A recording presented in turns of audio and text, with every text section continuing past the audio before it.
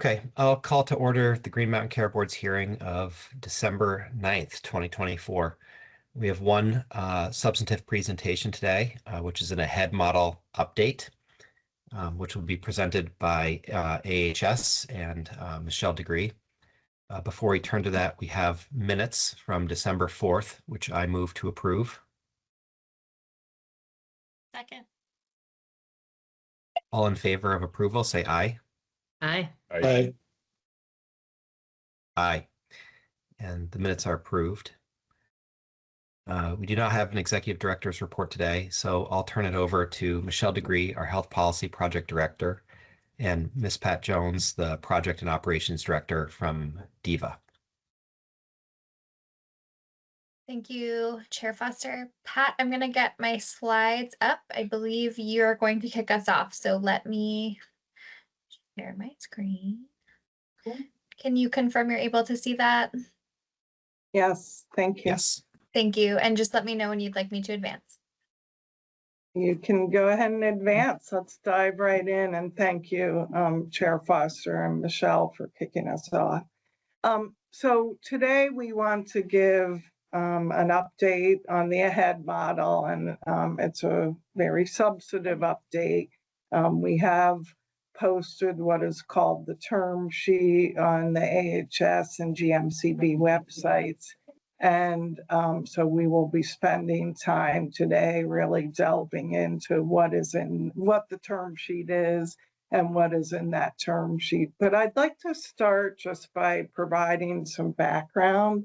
I want to especially start with acknowledgements because, as folks can imagine, there's been quite a bit of work and engagement with the Centers for Medicare and Medicaid Services, also known as CMS, on the AHEAD model. And so I want to take a minute to really recognize the work of the negotiating team and staff members who have been supporting that team.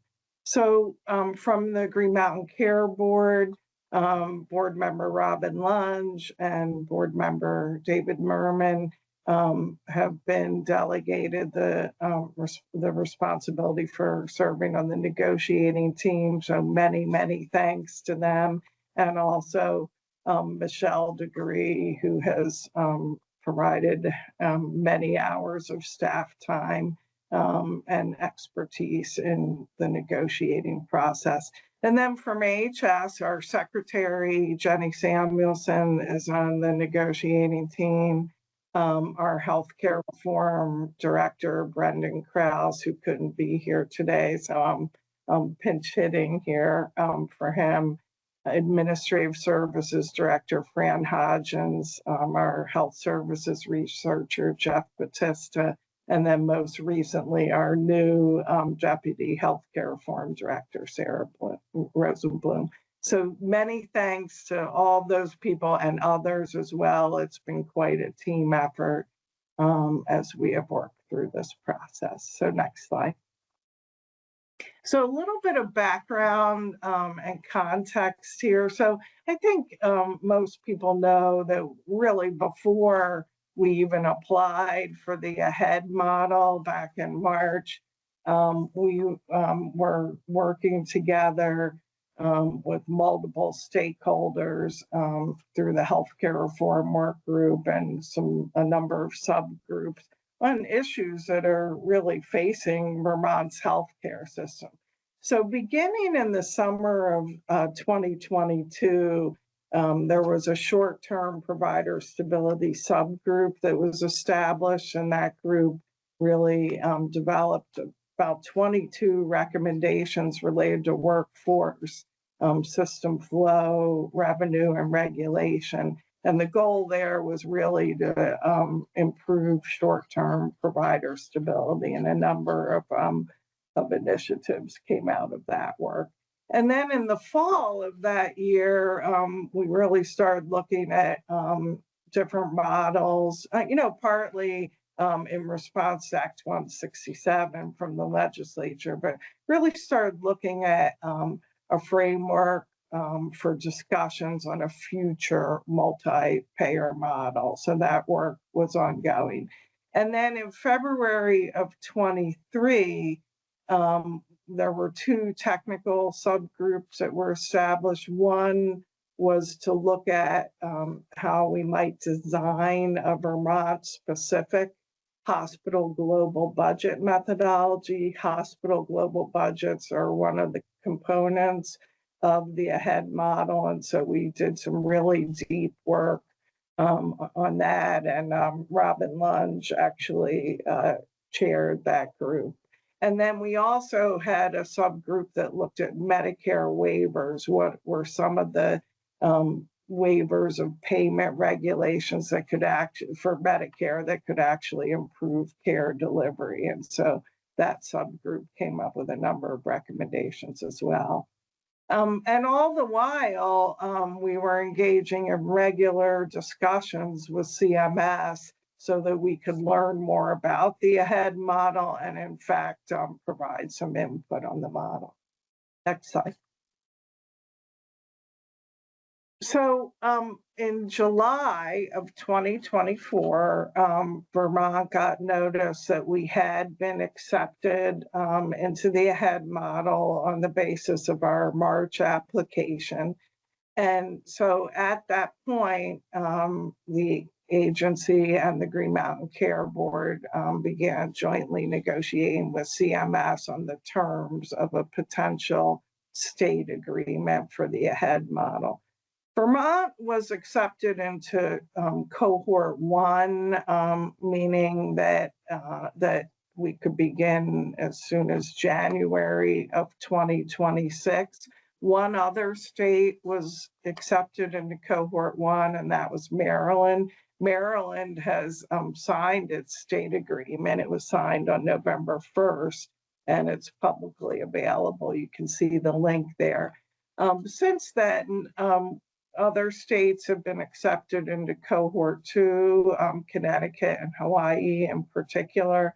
And then more recently, Rhode Island and a portion of New York were accepted into cohort 3. Both of those cohorts would have a start date of January 2027. So I just want to be really clear here. While we've been accepted into cohort 1 of the AHEAD model, we certainly are negotiating both key terms and then ultimately a state agreement. Vermont has not yet signed a state agreement with CMS, so therefore we are not yet committed to participating in the AHEAD model. When that agreement is signed, if and when, that is the point at which we're officially committed to participating in the model. Next slide. So folks have seen this slide before. It is actually a CMS slide. Some people think it's too busy. I find it very helpful for sort of level setting what the AHEAD model is. So AHEAD stands for States Advancing All Payer Health Equity Approaches and Development. The idea is to improve health outcomes across multiple states. CMS has said that they're not going to do models that only one state can participate in anymore. So they, definitely were looking for up to 8 states. And as I noted before, they've got 6 that they've approved at this point. But a key element of this model is the statewide accountability targets. And they fall into 3 buckets. The first is that CMS has the goal of mitigating or reducing growth in total cost of care. And so when you think of total cost of care, think of all your sort of hospital, community-based healthcare providers, professional services. So a lot of those services that are provided in offices, clinician offices, or in hospitals are included, home health is in there as well, are considered in total cost of care. And so the idea is to reduce growth in total cost of care for both Medicare and across all payers in the states that participate in the AHEAD model, and the states will be accountable for that. The second is primary care investment, and that's a sort of a new approach from CMS in its models. People have been talking about increasing primary care investment for quite some time.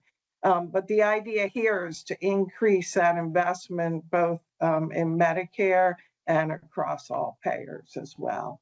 And then the third bucket relates to equity and population health outcomes. So reducing disparities in health, quality measures, those types of outcomes. So that's what the state would be accountable for under the AHEAD model.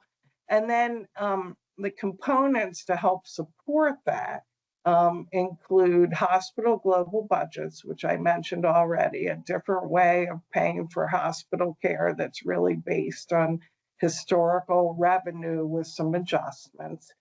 So a set sum of money for hospital inpatient and outpatient services. Primary care ahead, which includes some enhanced payments for primary care practices, and also some focus on care transformation. And then cooperative agreement funding from the federal government to help support states in starting up this model. And the cooperative agreement funding for the cohort 1 states is about $12 million over the first 5.5 years of the model. $12 million total, not per year. And then you can see in the lower row that what CMS thinks are the strategies that can help support this work include ensuring that equity and reducing disparities in health is integrated across the model, that there's integration of mental health and substance use disorder treatment. Behavioral health is a term that CMS uses. We do not use that term here. An all or multi-payer approach, so involvement of Medicare, Medicaid, and commercial insurers in this model. Alignment with work that's already happening in states around Medicaid, and we see in our state, we see that particularly in the primary care space. And then supporting acceleration of existing state innovations. So that's sort of the, AHEAD model at a glance. I like to start with that because it just so folks can remember what is it that we're trying to accomplish here. Next slide. So what I'd like to do now is really dig into the term sheet. There are 20 discrete terms that we have negotiated with CMS. But Michelle, if you go to the next slide, I want to just talk about what is the term sheet. So really think of it as a statement of key points that at this juncture in our negotiations, Vermont and CMS have agreed on. They are not final terms, and I think it's fair to say that there are, likely to be some changes in the terms as we continue to negotiate. Anything that is in the term sheet, it's subject to modification. It would need to be ratified in a subsequent state agreement if it were to become final. And that state agreement will require signatures and approval from HS, from the governor, and from the Green Mountain Care Board. It's not a form, the term sheet, again, I'm sort of repeating myself, but non-binding. It's not a formal action of the Green Mountain Care Board or any other state entity. So, one thing we've tried to emphasize is that whether, Vermont is able to participate in the AHEAD model or not really is contingent on the legislature and the executive branch appropriating sufficient resources so that the GMCB can independently regulate in a way that aligns with the state agreement and the model, and the state can implement the model. So at the risk of repeating myself, prior to signing this agreement, and that's all three signatories, Vermont is not committed to participating in the AHEAD model. And you'll see the links there for our respective websites where this term sheet can be found. Next slide. And the next one, what I'm going to do, so we've sort of split it into two parts. As I mentioned, there are 20 terms in the term sheet. And so the first several, I think 10 or 12, are really, I think, what we consider the highlights in the term sheet. And then the remaining terms, which we also have slides for and are in the term sheet, they tend to be more weedy or more in the details, but really trying here to outline what those highlights are in the term sheet. The term sheet is positively loaded with acronyms. So what we've tried to do here is clarify where you see an acronym, what it stands for, to make it easier to understand the language here. So the first, key area that I want to highlight is the Medicare fee-for-service total cost of care target.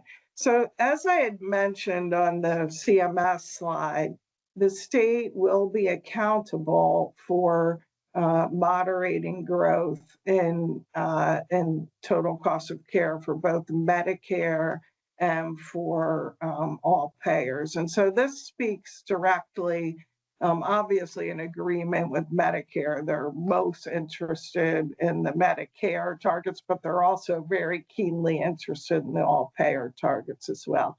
So this particular term speaks to the Medicare fee-for-service total cost of care target. And when we say fee-for-service, we're talking about the Medicare beneficiaries who get regular, traditional type Medicare, not folks who are in Medicare Advantage plans.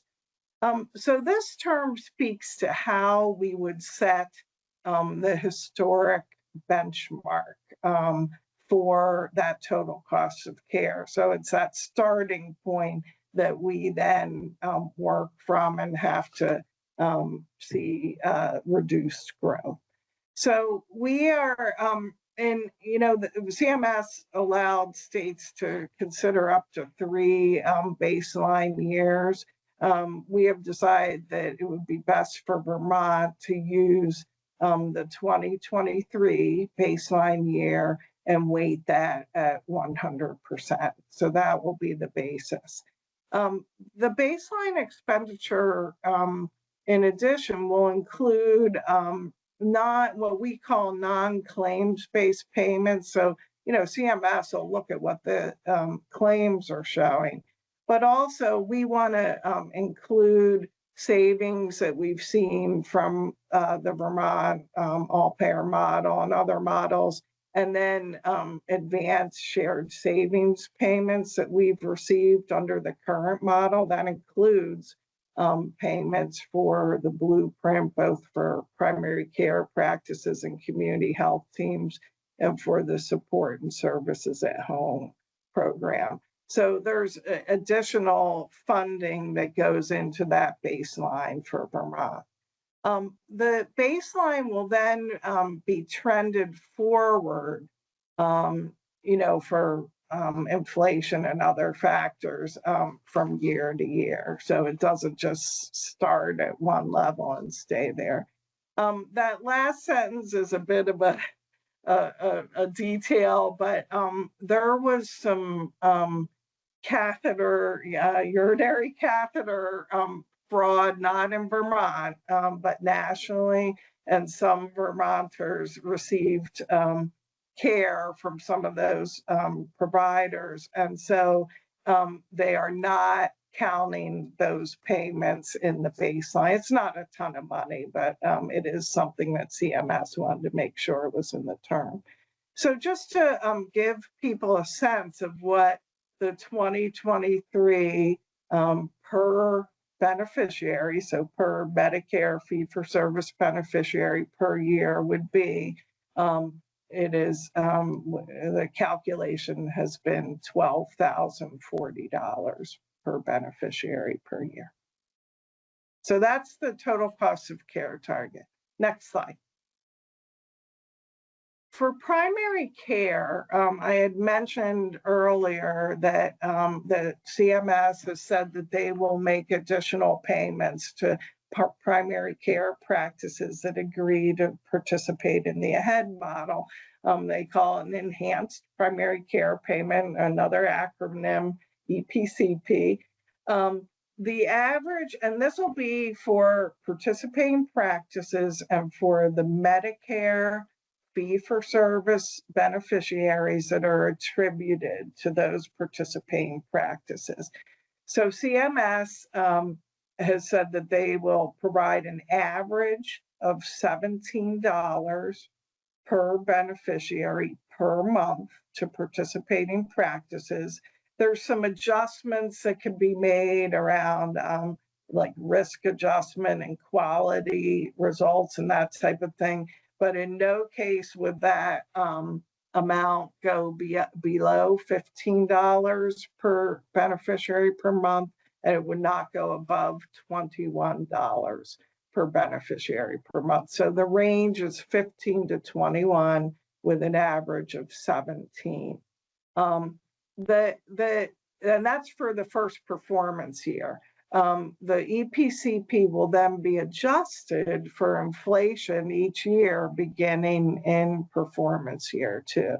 So that's one way that Medicare is agreeing to increase investment in primary care. Next slide. So a little more about primary care AHEAD. One of the objectives of CMS is for primary care practices to use that funding to transform care. And they outline 3 different areas that they're focused on. One is integration of mental health and substance use disorder care into primary care.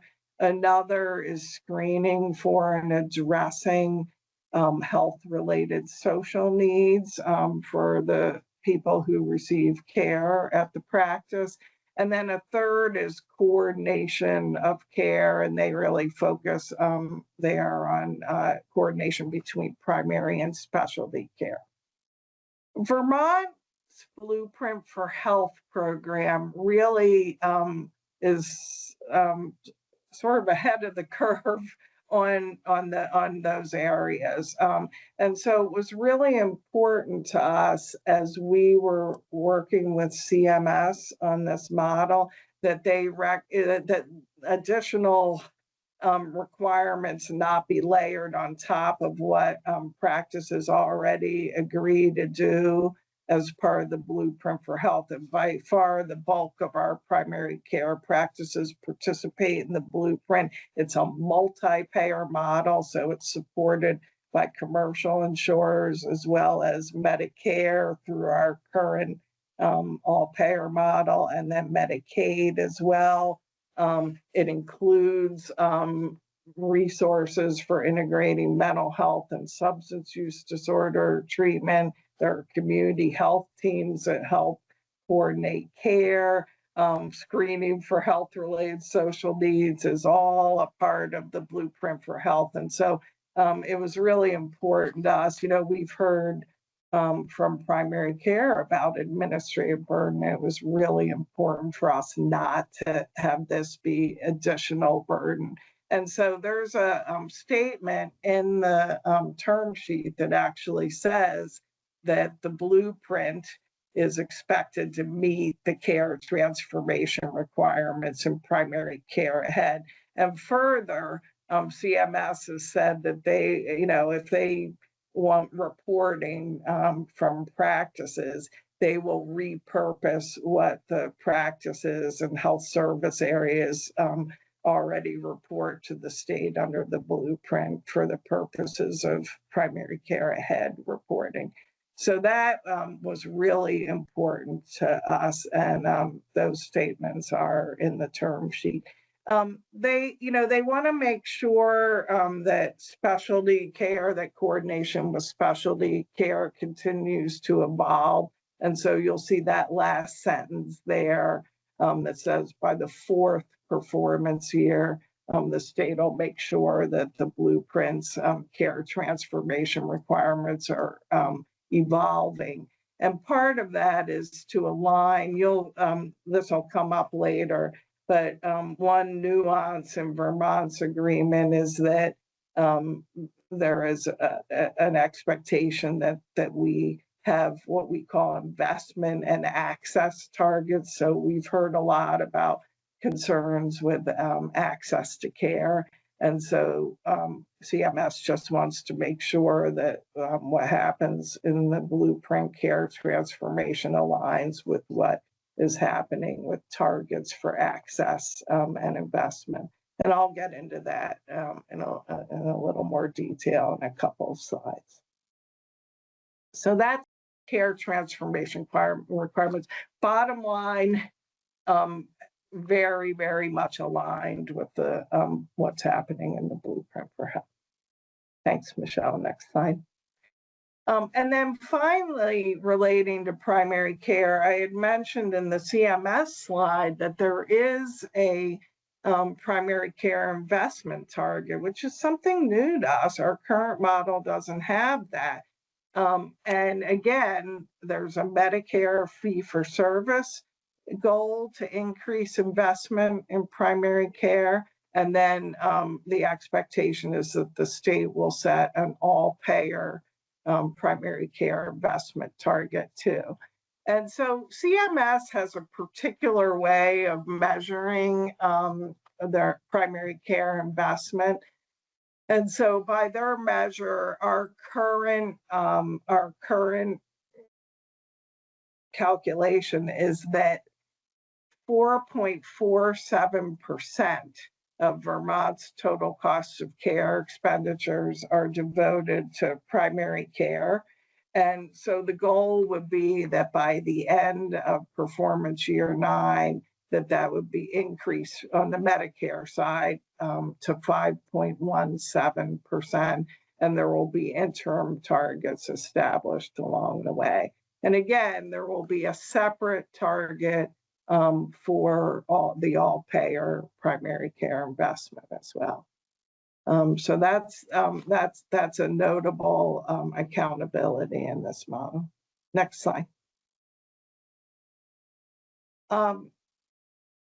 So one other thing about the primary care investment target is that we just wanted to be sure that blueprint funding and SASH, really, so blueprint and SASH, it's around $10 million this year.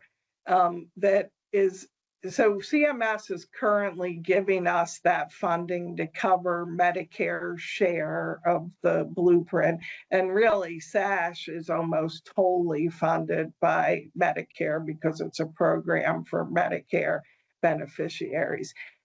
So we wanted to make sure, and they did as well, that funding, which will continue under an ahead model, we would continue to receive that blueprint and SASH funding from CMS, that would be included in primary care spending when they calculate that Medicare fee-for-service primary care investment target, and when they calculate performance on the all-payer primary care investment target as well.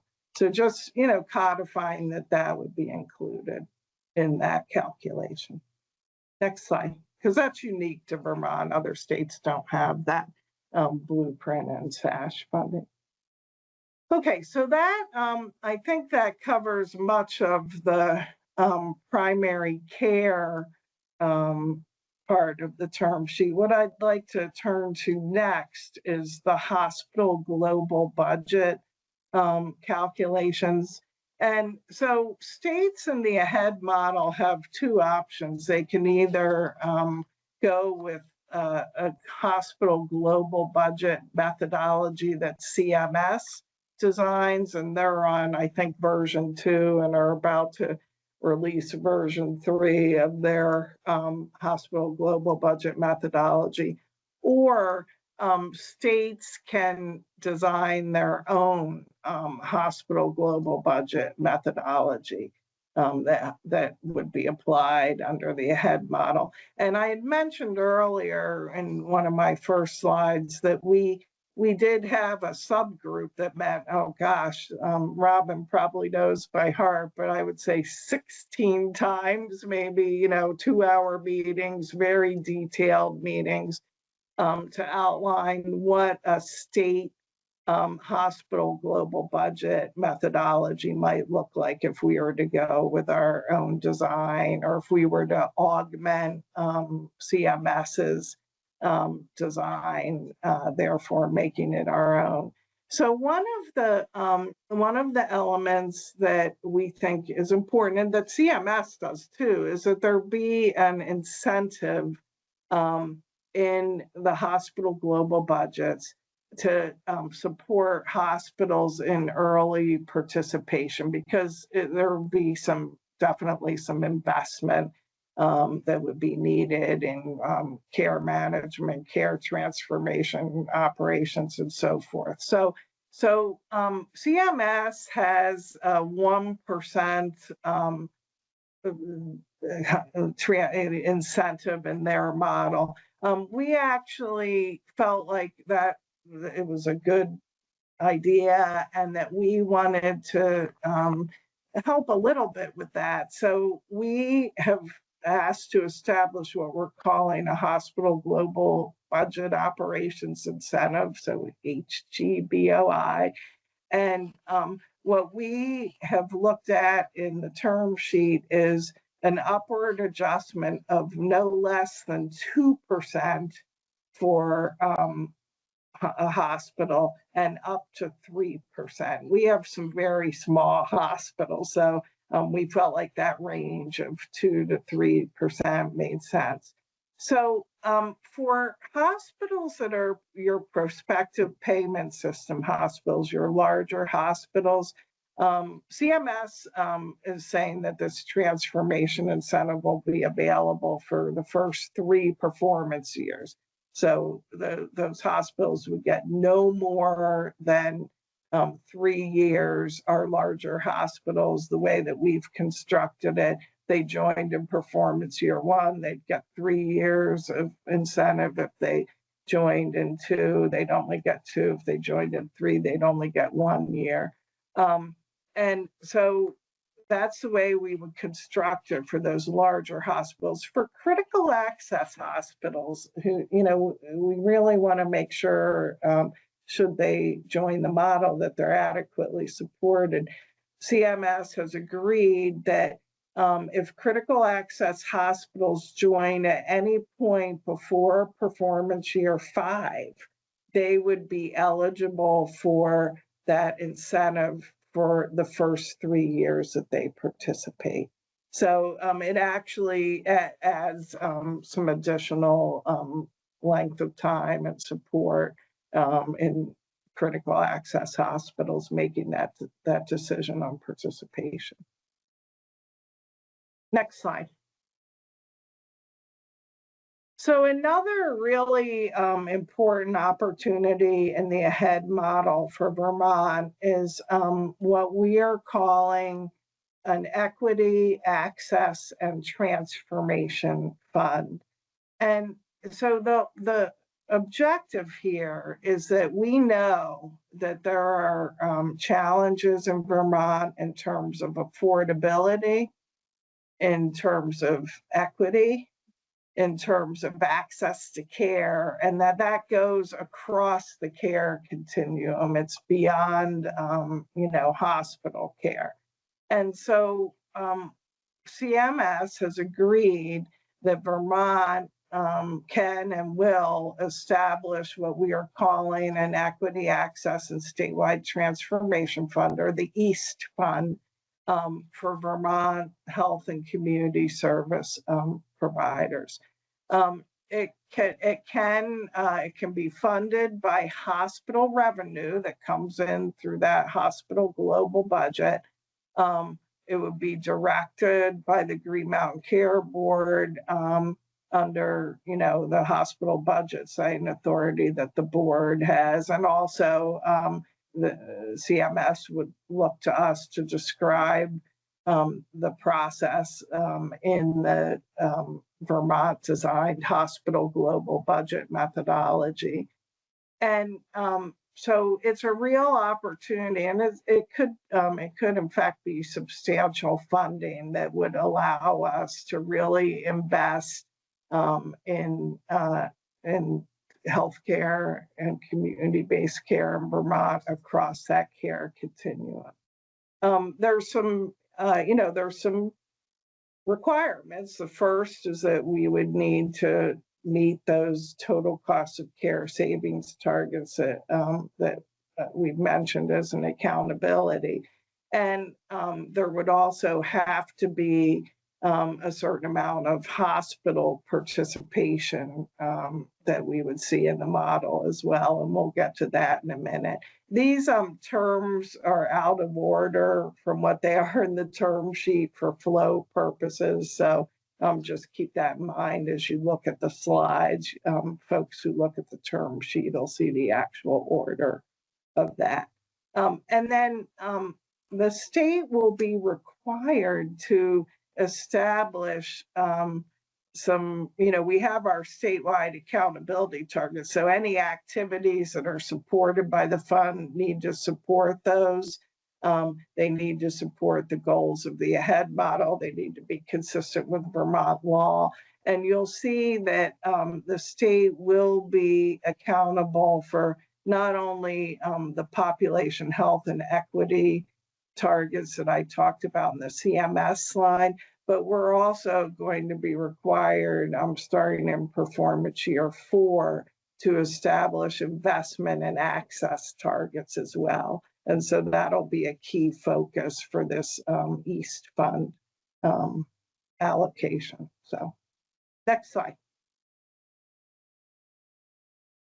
So this is where we talk about those investment and access targets. So again, by performance year 4, CMS wants to see Vermont include some specific Medicare fee-for-service investment and access targets. And together we have outlined, in particular, providers such as home health, skilled nursing, mental health, folks who serve people with substance use disorder, and selected specialty care as well. So the idea here is that there will be targets for investment and access related to those sectors. We will submit those targets in what is being called a state transformation plan. It'll be subject to CMS approval. We can update the investment and access targets as time goes on. But they are considered, this is key, part of the statewide accountability targets. And so we will be expected to meet those targets. So it puts some structure around the use of those funds. Next slide. This speaks to what the expectations are from CMS in terms of savings or reducing growth and total cost of care. So Vermont and other states that are participating in this model will need to show savings for the model. In the initial year, it's gross savings, so it's not net of investments that CMS makes in Vermont. They'll be looking more to net savings starting in the fourth performance year. The average savings over the life of the model would be that it would be 0.53% below national trend.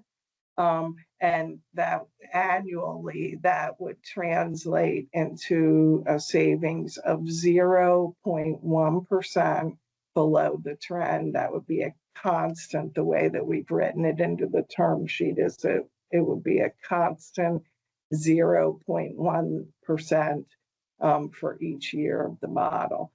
This next number, I just want to be really clear, it's an estimate, it's illustrative only.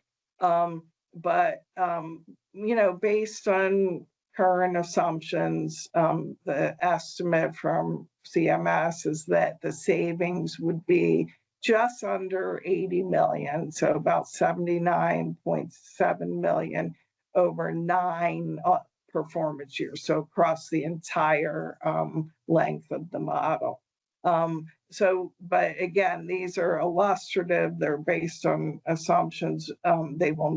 These numbers won't be included in the state agreement or in the accountability targets, but it gives you a sense of the amount of savings that they would anticipate seeing in this model.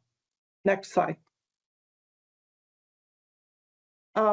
Payer participation.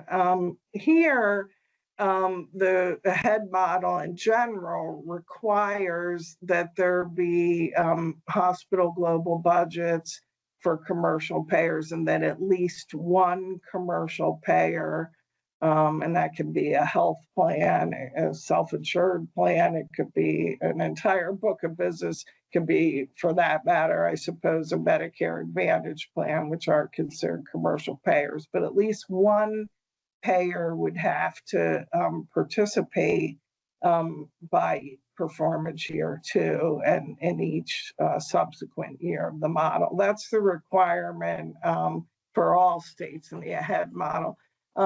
CMS is, and we as well, are obviously interested in seeing as much commercial participation as we can in this model. And so the term sheet states that the state will assess options to effectuate ERISA compliant. ERISA is the Employment Retirement Income Security Act, federal law, mandatory participation for implementation by performance year 3, and will notify CMS of its selected options by the end of performance year 1.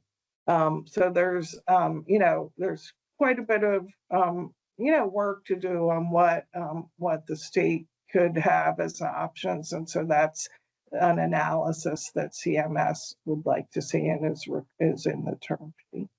Next slide. In terms of hospital participation, and I had alluded to this earlier when I was talking about the East Fund, but in order to get, in order to have access to those funds, we have to meet those total cost of care savings targets that I mentioned a couple of slides ago. But in addition, we have to meet hospital participation requirements. And so what is laid out in the term sheet is that by performance year 1, and this is standard for the AHEAD model, at least 10% of Vermont's Medicare fee-for-service net patient revenue for inpatient and outpatient hospital services is under a hospital global budget. So 10% in performance year 1. But then, the Vermont terms get a bit more ambitious. So we would then be looking for 50% of that Medicare fee-for-service net patient revenue under a hospital global budget. in performance year 2. So let me just say, performance year 1, 2 or 3 single hospitals could probably meet that 10% requirement. The 50%, you're looking at least 2 hospitals. And then from there, we'd be looking at 80% of Medicare fee-for-service net patient revenue under hospital global budgets in performance years 3 and 4. And that's probably pretty much all of your PPS, those larger hospitals. And then 85% in performance year 5 and beyond. And that probably brings at least 1 critical access hospital into the mix. So those are the hospital participation requirements that are laid out in the term sheet. And again, they're important for their milestones that the state would be accountable for, and they would also help with the East Fund as well. Next slide. This is sort of the final slide that I have in the, highlights. And so I'll stop after this and see if the board chair would like me to continue to talk about the other elements of the term sheet. There's probably 8 or 9 more that are those more detailed elements. But I know that Michelle Degree also is planning to present information on timeline and on sort of a summary of the public comment that's been received to date. So I'll, Chair Foster, I'll let you decide how you want to break this up. But a final term that I want to highlight is that there is enforcement action and potential termination in the state agreement. And so in the term sheet, what we have highlighted is that the state can terminate this agreement at any time during the pre-implementation period. And we are in the pre-implementation period now. The pre-implementation period is basically until, from time of acceptance in the model until the time at which the model goes into implementation. So for cohort 1 states, that's January 1st of 2026. Cohort 2 and 3, it's January of 2027. So this says that the state can terminate the agreement at any time during that pre-implementation with 30 days advance notice to CMS. And I just remembered that I added another slide, I think, to this section. So I'll have one more before we sort of at our potential stopping point. Oh, I thought, yeah, that was a cohort selection. Yep. So,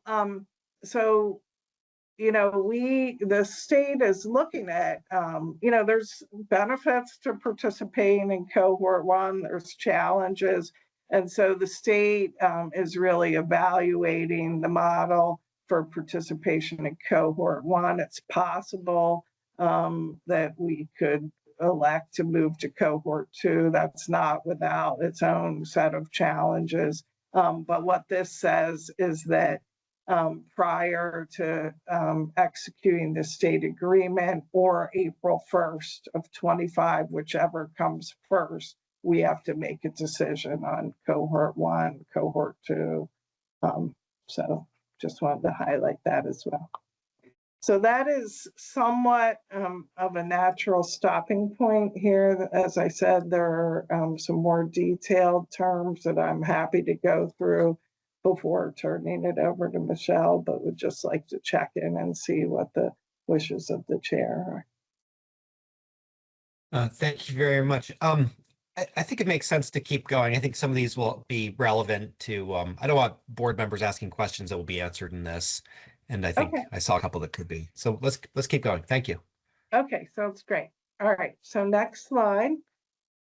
So this is, and if anyone has any questions on this, I will probably beg the chair to let Dr. Merman answer answer this because he probably has as deep an understanding of this as any of us. But there are two trend factors that that CMS propose using in the HEAD model. One is called the United States per capita costs, or the USPCC, and the other is called the Accountable Care Perspective Trend, the ACPT.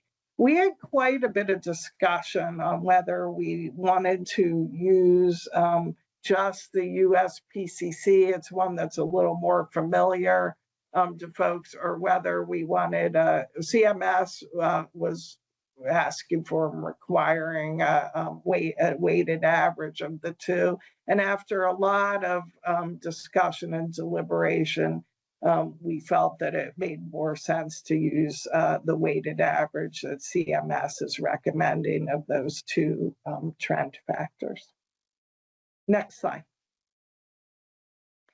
I mentioned this earlier, but you know, for the Medicare fee-for-service total cost of care target, the savings component, we could have, you know, we could have had less savings or even no savings earlier, but then have more later. We decided that it was most beneficial for Vermont to have a constant savings target, so savings off trend. So that calculated out to be 0.1% for every year of the model. Next slide. Out-of-state spending. So again, this is really relevant to that Medicare fee-for-service total cost of care target. You know, we'll have a target that we have to live within. And CMS noted that, you know, Vermont has some fairly high total out-of-state spending. So it's greater than 30% of our total cost of care is healthcare dollars that are being spent out of state. And so CMS agreed that if our, you know, we calculate our total cost of care performance, we exceed the target. They did say that if the cause of that exceeding the target is the out-of-state spending, and their bar is that you can't exceed the target for any 2 performance years within a period of 3 consecutive performance years. They agreed that if that's the cause of exceeding the target, that they would not issue a warning notice or take enforcement action. So recognition from them that, you know, we have fairly high out-of-state spending, which, you know, those providers won't be under hospital global budgets, for example, if they're hospital providers. Next slide. Advanced alternative payment model status. This will, you know, resonate for folks, particularly in primary care and specialists as well. Under our current model, the Vermont is the all-payer model is considered to be what CMS calls an advanced alternative payment model. And what that means is that practices don't have to, there's a quality program that CMS has established called MIPS, or the Merit-Based Incentive Payment System. And under the current model, practices don't have to collect and report data in order to get a quality bump, a bit of a bonus for quality performance, because the model builds in quality performance and payment for that performance. So we are very interested, and certainly the clinicians and practices in Vermont are very interested in seeing if this model They've said generally that ahead primary care doesn't, doesn't quite hit the advanced alternative payment model bar, but because we have the Blueprint for Health and other initiatives, we're working with CMS to see if the way that we construct our hospital global budget methodology, the care transformation work with the Blueprint and so forth, if that can meet the criteria for advanced alternative payment model status, which would again afford that exemption from having to report and would confer the additional payments to those practices. So it's something we've both CMS and Vermont have been working hard on. It's a continuing discussion, but they have committed to evaluate that, which is a good sign. Next slide. The hospital global budget operations incentive, that's that 2 to 3% with the slightly variable application to prospective payment system hospitals and critical access hospitals. Just clarification that that incentive is only available to hospitals that participate in the model. And furthermore, and this is consistent with the AHEAD model generally, hospitals that exit the model prior to performance year 6 would have to repay any of those payments to CMS. Next slide. Corrective action. This just notes that I had talked about the hospital participation requirements and that 80% of net patient revenue, Medicare fee-for-service net patient revenue would have to be in a global budget in performance year 3, and 85% by 3 and 4, and 85% performance year 5 and later. This just notes that if we don't hit those targets, CMS will issue a warning notice and may pursue corrective action. Next slide. Blueprint. This says that in Vermont's state-designed hospital global budget methodology, that the state will describe how Blueprint funds, and that includes Blueprint and SASH. Again, this year it's about $10 million. How it'll be directed to one or more of the hospitals that are participating in hospital global budgets, but then will be directed to Blueprint and SASH, and the state will hold the hospital accountable for making sure that's distributed. They need the payment mechanism through the hospitals, but this is just assuring CMS that we will in fact get that funding to Blueprint and SASH. Next slide. Okay, I think that's those are in a nutshell, and I hope with some level of clarity, the 20 terms that are in that non-binding term sheet. And so that's the end of what I had to present. Thank you. Thank you, Pat. So just pretty quickly, I'm just going to review the board process and the timeline for the next little bit. A reminder that we have an ongoing public comment period. It has been open since midway through 2023. And I'll talk about some themes on the next slide. So here we are today, December 9th. We're having an overview of the term sheet. Starting today through the end of the month, our team is going to continue to work with CMMI to work on our state agreement. And any changes or updates to the term sheet, as Pat said, that's still very possible. And then ongoing review and consideration of any additional public comments we received during that time period. The goal right now is for the first week of January for the negotiating team to finalize that state agreement. January 8th, we have a board vote noticed and a presentation on the final state agreement. And then January 15th, we have an additional board vote notice with the goal of having all parties sign the state agreement by Friday, January 17th.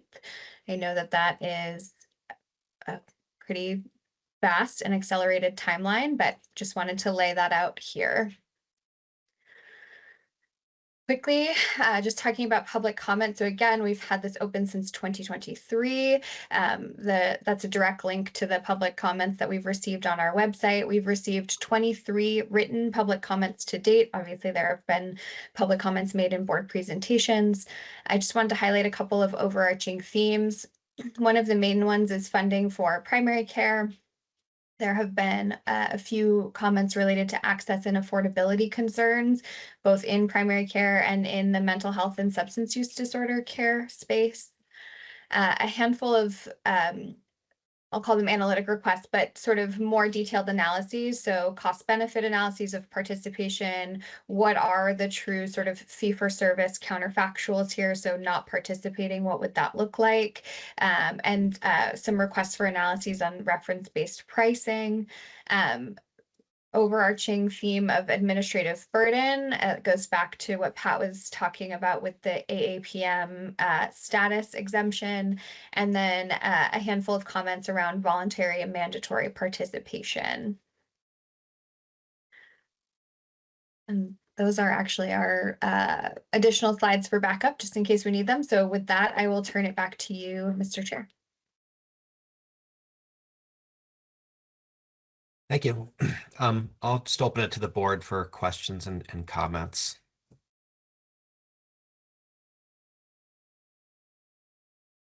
I don't have any questions, but happy to chime in as part of the discussion as we go along. I guess the couple of things I wanted to just highlight with a little more context is for anyone who's currently familiar with our existing state agreement, there is a withdrawal term after the agreement becomes effectuated essentially currently of 180 days. We would expect to have that term also be included in the state agreement. I'm highlighting that because Pat highlighted the pre-implementation 30-day term, which is a special term that we wanted to ensure, given all the moving parts, that the state had an easier way to withdraw than the standard term. So I just wanted to put that in a little more context. And then the other component is in our current state agreement, the savings component is 0.2%. So this is less than the current savings component in our current agreement, although the TCOC is calculated differently under the new agreement. That methodology is included in the notice of funding opportunity, so is publicly available and has been since last year. So those are just a couple comments I wanted to make to add some context. Thanks.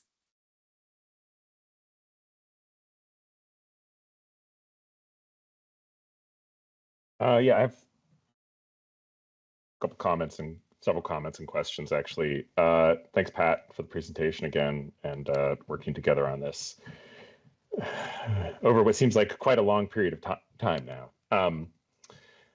The first thing I kind of wanted to do, I definitely took a long time to wrap my head around the AHEAD model and the cadence of it. And so I just wanted to speak through the performance years kind of chronologically and talk about them in that way and see if that helps sort of communicate what happens as we go through this model. So performance year one, which would be, if we were in cohort one, would be 2026. If we were in cohort two, it'd be 2027. At this point, we're committing to 10%, if we sign the state agreement, 10% of hospital Medicare fee-for-service revenue being in the model. So it would be 10% of that hospital fee-for-service revenue to be in the model.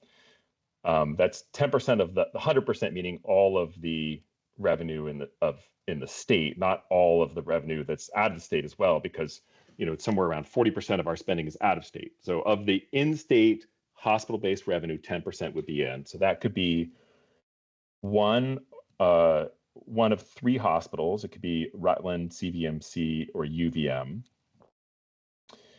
In that first year, if we had a participating hospital, then my understanding is, and please anybody jump in or let me know if I'm misspeaking here, because I want to make sure I get this right, that all Blueprint associated practices, which would be that are not hospital associated, so FQHCs and independent practices, and if the hospital has primary care practices, they would be eligible for those $17, the ECPC, advanced primary care payments.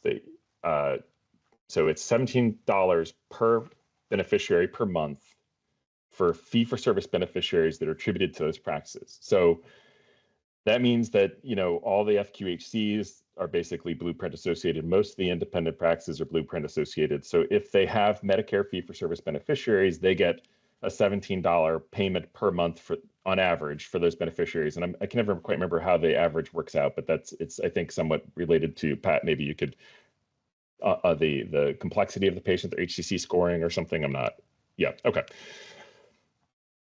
All right, so then during that first year, 90% of the in-state revenue, roughly, it depends if UVM is in, they're clearly bigger, but if Rutland or CVMC, it'd be end up be 85 to 88% of the in-state revenue for hospitals would just be in a regular plain old, still stay in the plain old fee-for-service rubric that we're in now, although without getting the prospective payments that are associated with the all-payer model. It's just, instead of being paid a fixed sum, it's regular fee-for-service for the rest of the 90% of the hospitals in that first year.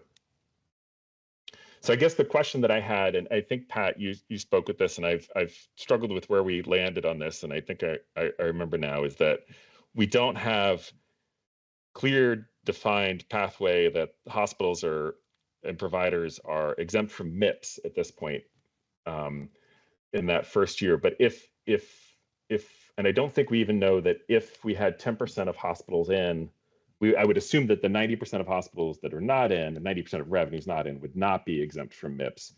But potentially the primary care practices could be exempt from MIPS. Is that fair to say? I guess, can you clarify the MIPS exemptions and who would be exempt and when, or do we know? I can try. Chair Foster, do you want me to go ahead and address that question? Okay, I'm going to take that as a yes. Okay, so a couple things. One is you brought up a really important point, which is what primary care practices can participate in the model.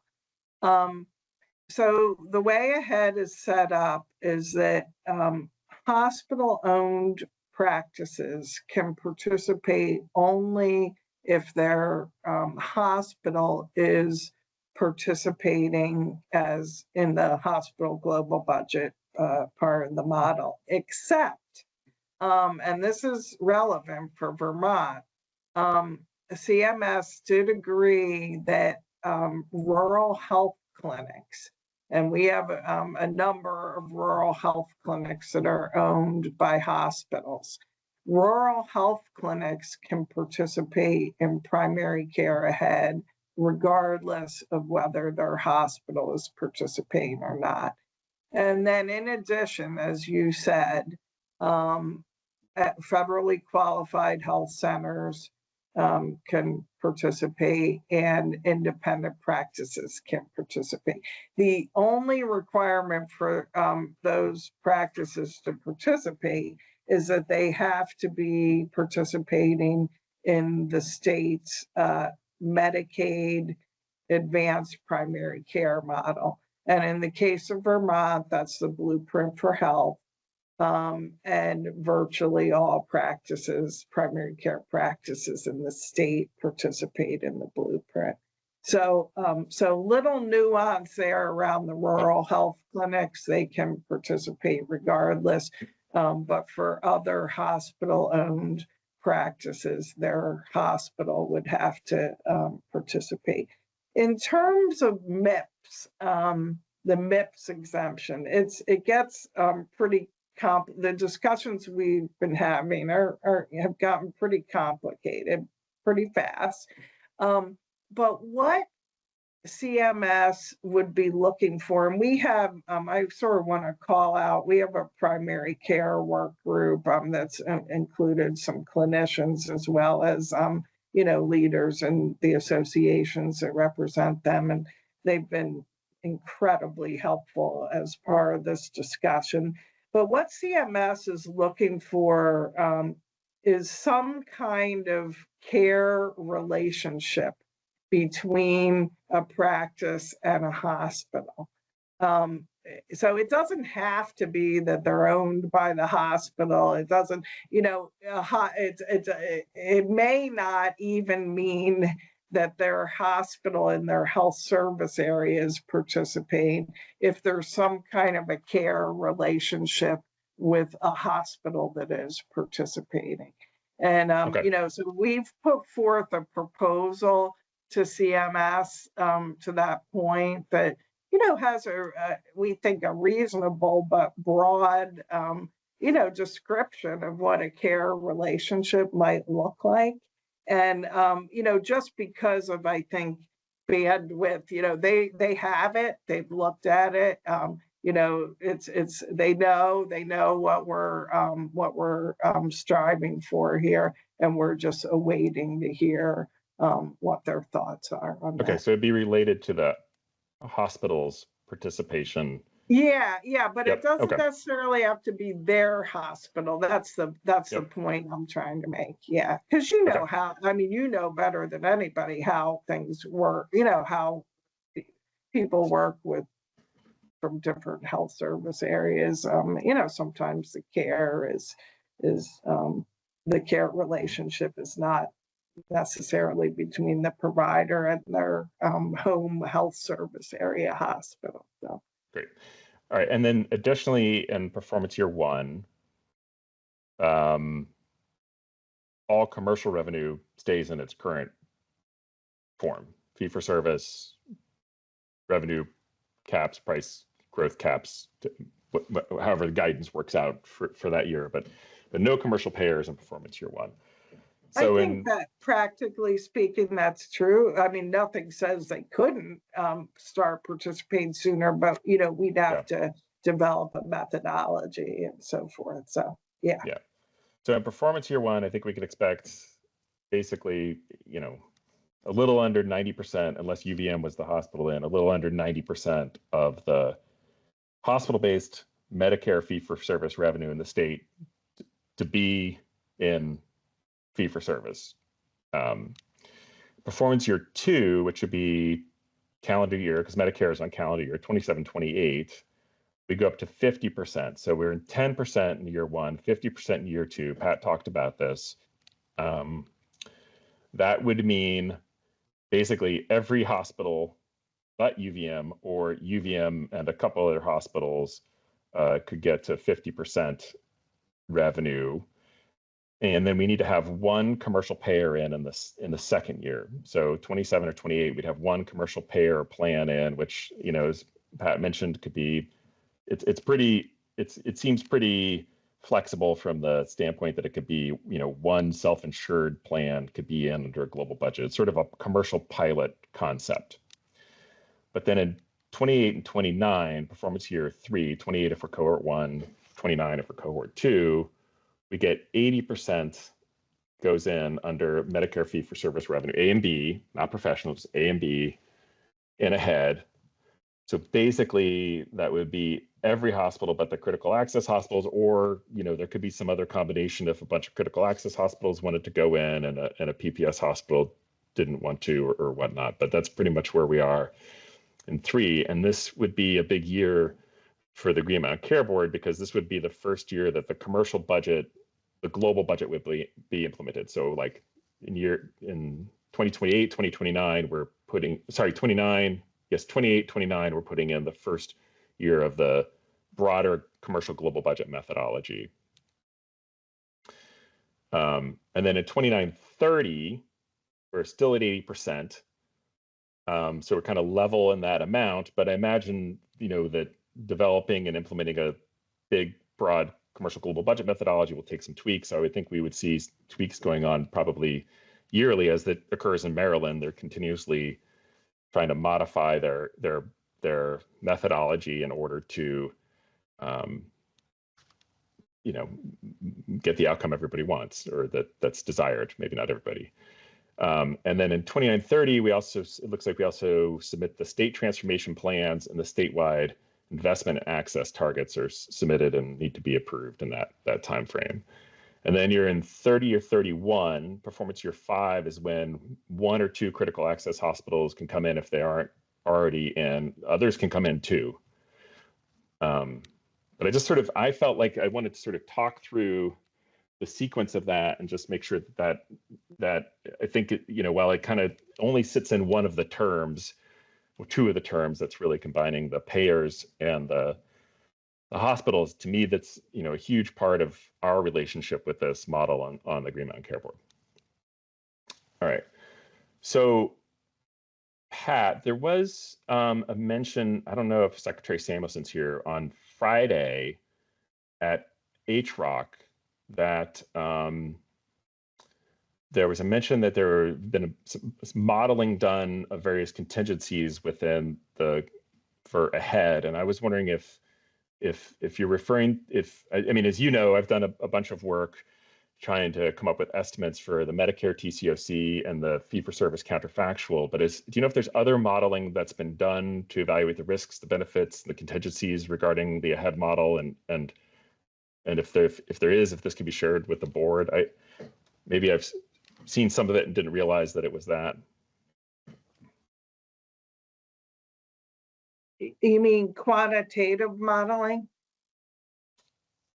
Yeah, I would think it would. That's what it seemed referred to as modeling for contingencies, to see if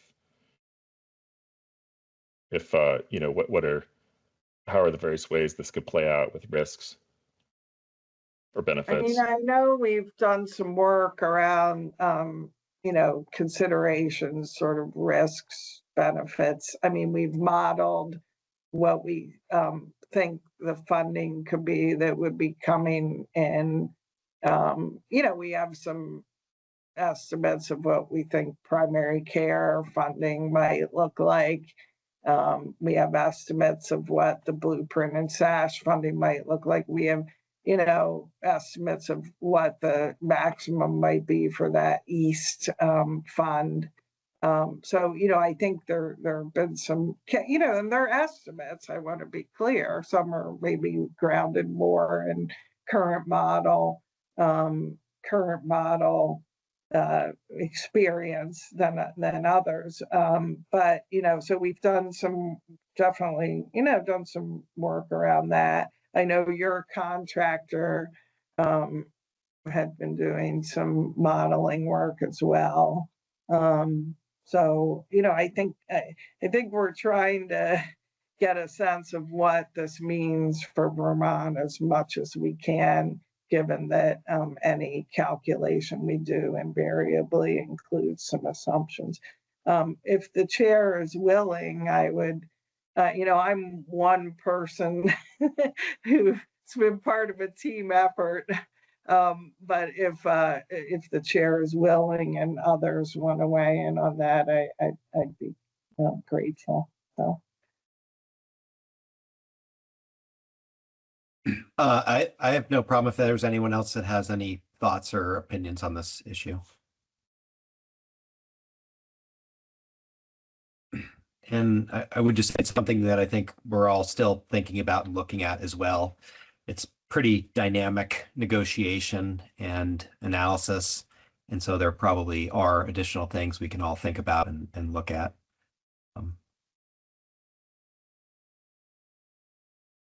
Okay. One of the other things that I've been trying to understand, and Pat, maybe you know this, or Robin, or others on the call, is so in the term sheet, there's a term regarding being, I'm going to paraphrase it, held harmless for increases in out-of-state Medicare fee-for-service spending. So if the fee-for spending exceeds the total cost of, if out-of-state fee-for-service spending exceeds the total cost of care, we are not going to get a warning or enforcement action from CMS for going above the total cost of care. Do we know if do we have an understanding of how that would impact the East Fund funding? For instance, if the TCOC is exceeded, it sounds as if when I read that we won't get a warning or enforcement, but does that mean we can still access the money under the TCOC up to the TCOC minus that out-of-state spending? I'm trying to understand if there's another layer of protection there towards trying to draw down the savings, that fund, that money into the East Fund. That's a really good question, and I don't think we have explicitly addressed that. If anyone knows differently, please chime in, because I haven't been in every single discussion, but it's a really, really good question, and it might be something we want to discuss. I think we'll need to look at the draft state agreement language to see where it's included.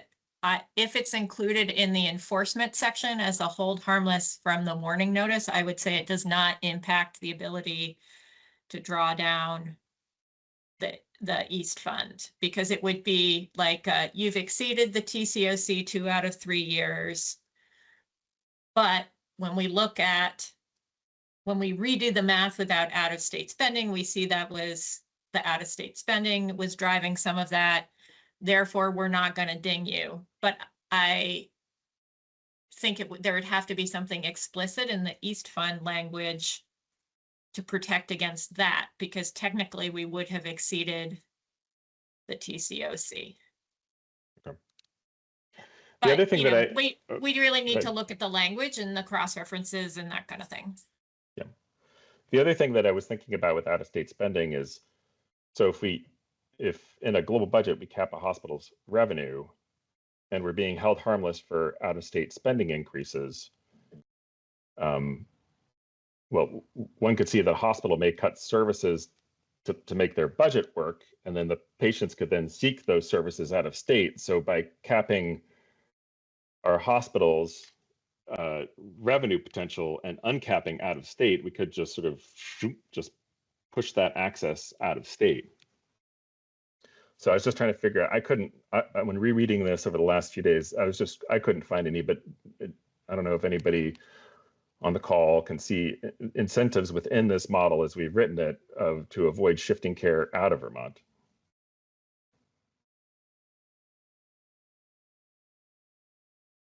I think we've talked a lot. There are a couple things I just want to highlight. One is that we've talked a lot in previous meetings about, when we think about a framework or performance measurement framework for this model, we've talked about, the quality measures that CMS has outlined and, other types of measures, but we've also talked about the need for a monitoring framework as well. And so I think it's going to be critical to look at measures that would address that. The other thing is that, as I had mentioned previously, the term sheet does include those investment and access targets, and that might be another area where we could really focus on our people getting access to important services here in Vermont. And with those investment and access targets that we're defining for PY4, I mean, could we, do you think, is the way you read it, we could implement those before PY4? I don't think there's anything that would preclude that in what I've seen in the term sheet or any draft of the agreement. Yep. So one of the other questions I had rereading stuff was, we are agreeing to define an all-payer total cost of care growth target and with approval by CMMI. But if we exceed our all-payer total cost of care growth target, we could have a warning or an enforcement from CMMI. And I was just trying to understand if anybody can conceive of what an enforcement from CMMI would be on Vermont if we exceeded our all-payer total cost of care growth target because of commercial or Medicaid spending.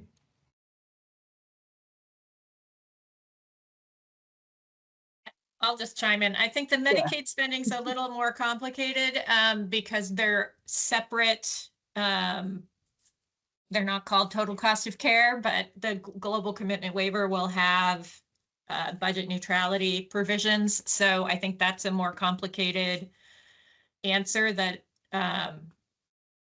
needs more, well, which I should not be giving because I'm way out of date on Medicaid.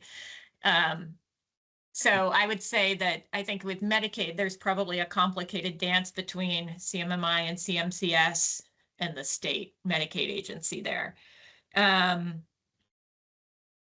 But typically our global commitment, quote unquote, cap has been quite generous. So that I think is not likely going to be a problem. On commercial, I think it would be difficult to see how they could enforce since they don't have commercial enforcement. So I think that in all likelihood, there would be a discussion where they would want to look at, is it Medicare that's driving the all-payer TCOC or commercial? So I think typically the experience with the warning letters has been, and again, you know, not necessarily the same people, so it could change, but it's been like looking for the state to rationalize and explain what's happening. So Maryland has an all-payer TCOC, so maybe one thing we could do is just go back to see if theirs has been exceeded and what happened and what the cause was. I don't know if it has or not, but that would be one analogy to look at. That's good. I agree. That's my speculation. Take it for what it is. That's my thinking out loud on that one. All right, and then the rest of my thoughts here are more comments than questions, I think. So I do have some concerns I want to talk about. Which is, I think one of the challenges of this model is that hospital facility revenue is in, but professional revenue, at least for Medicare, is out. We'd have to sort that out with commercial. So from a Medicare standpoint, to me, it seems rational that hospitals would be incentivized to do less or to at least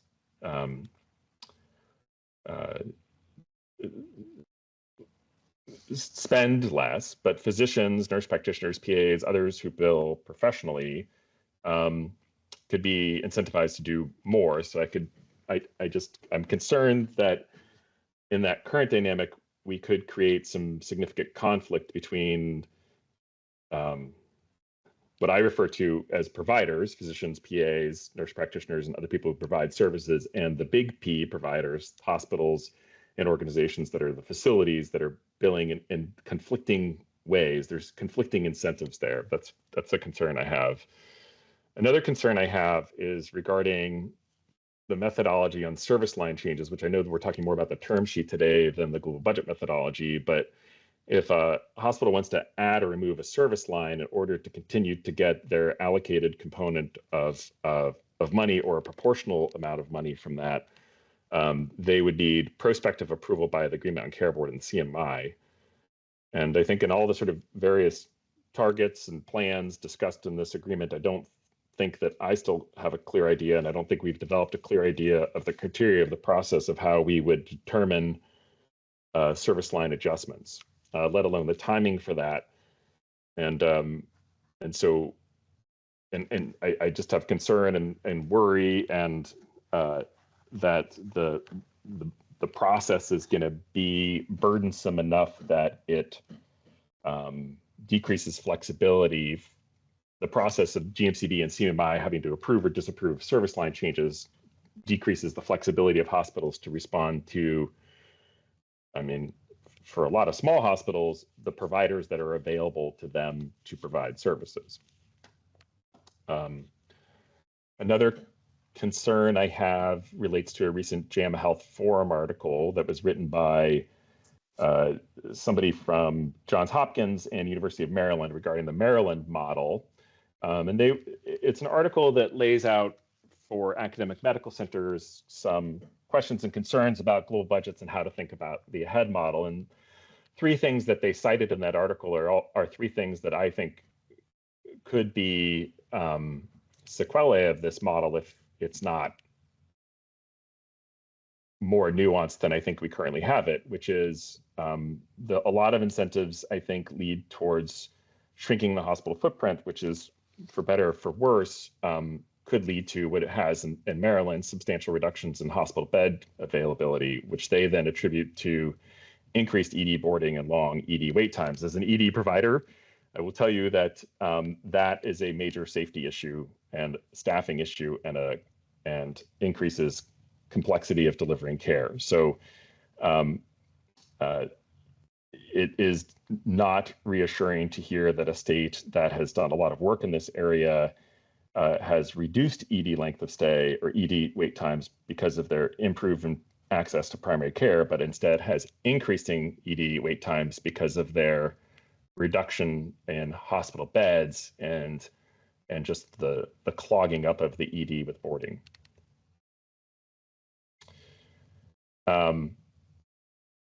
So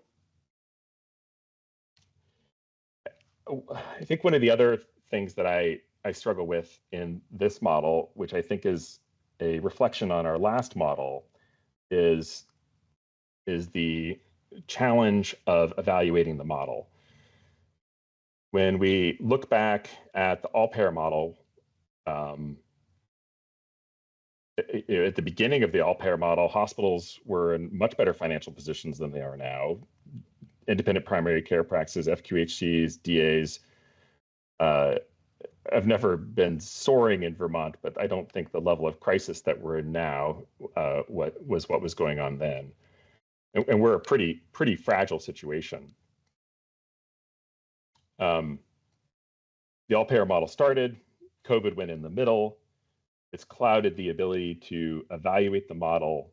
I think the viewpoint of health reform takes a long time to work, so we need to be patient. We need to wait to see these reforms work before we can evaluate them. And then the lag in availability of data, meaning that the evaluations tend to come quite a bit after the model year, makes it really challenging to evaluate the performance of this intervention in a real-time way.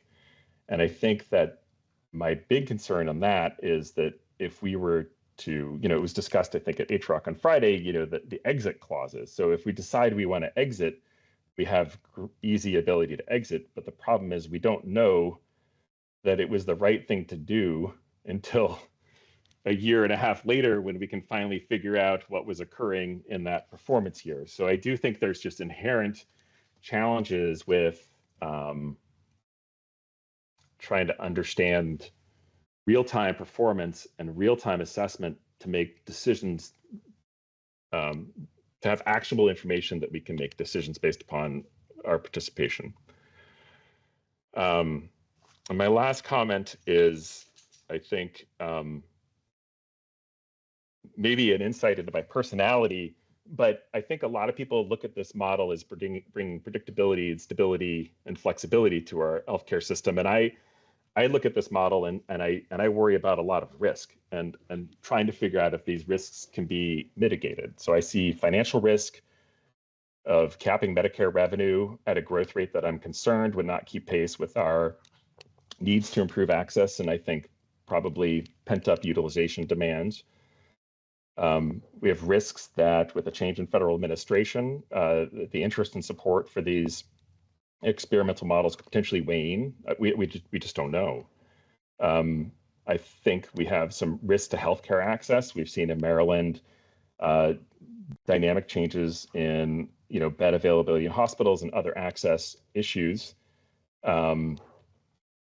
We have risks to reducing services where there have been recruitment challenges. We have recruitment challenges throughout the state in various ways. I think we have seen this potentially in some of the recent closures where there was chronic recruitment challenges and reliance on contract labor, and contract labor is expensive. So when it's time to cut, you cut the things that are, contracted. And sometimes those are the things that we most need in our communities. I see risks of shifting care out of state.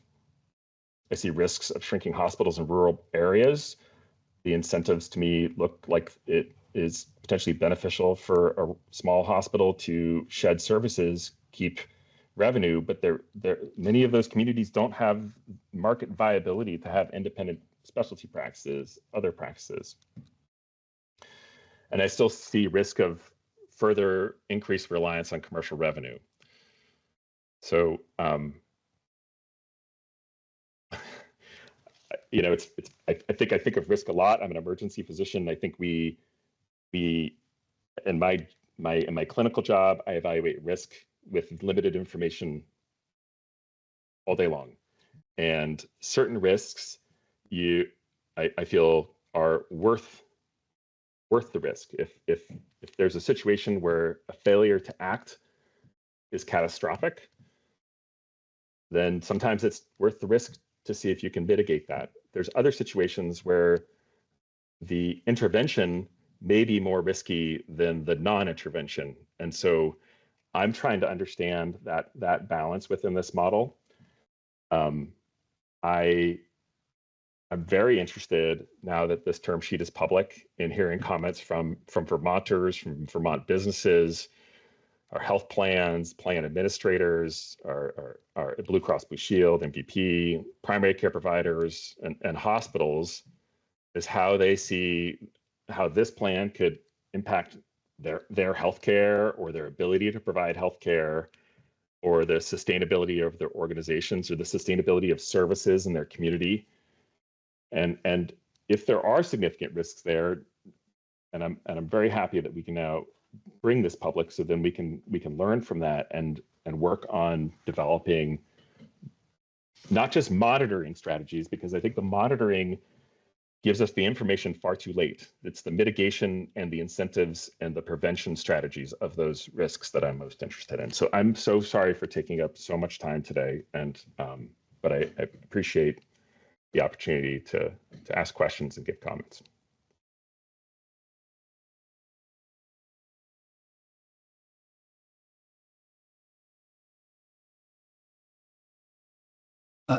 Thank you. Any other board members? Sure. I'm happy. I've got some comments. I've got some questions. I guess I'm also cognizant of time. So, Chair Foster, what are you thinking about with time? In terms of, there's Board Member Walsh you still want to speak. We have public comment. I'm just trying to figure out timing here. I don't want to take up too much time. I'm okay with going an extra half an hour till 12:30. If that's okay with Ms. Jones and Ms. Degree. Can you guys stay till 12:30?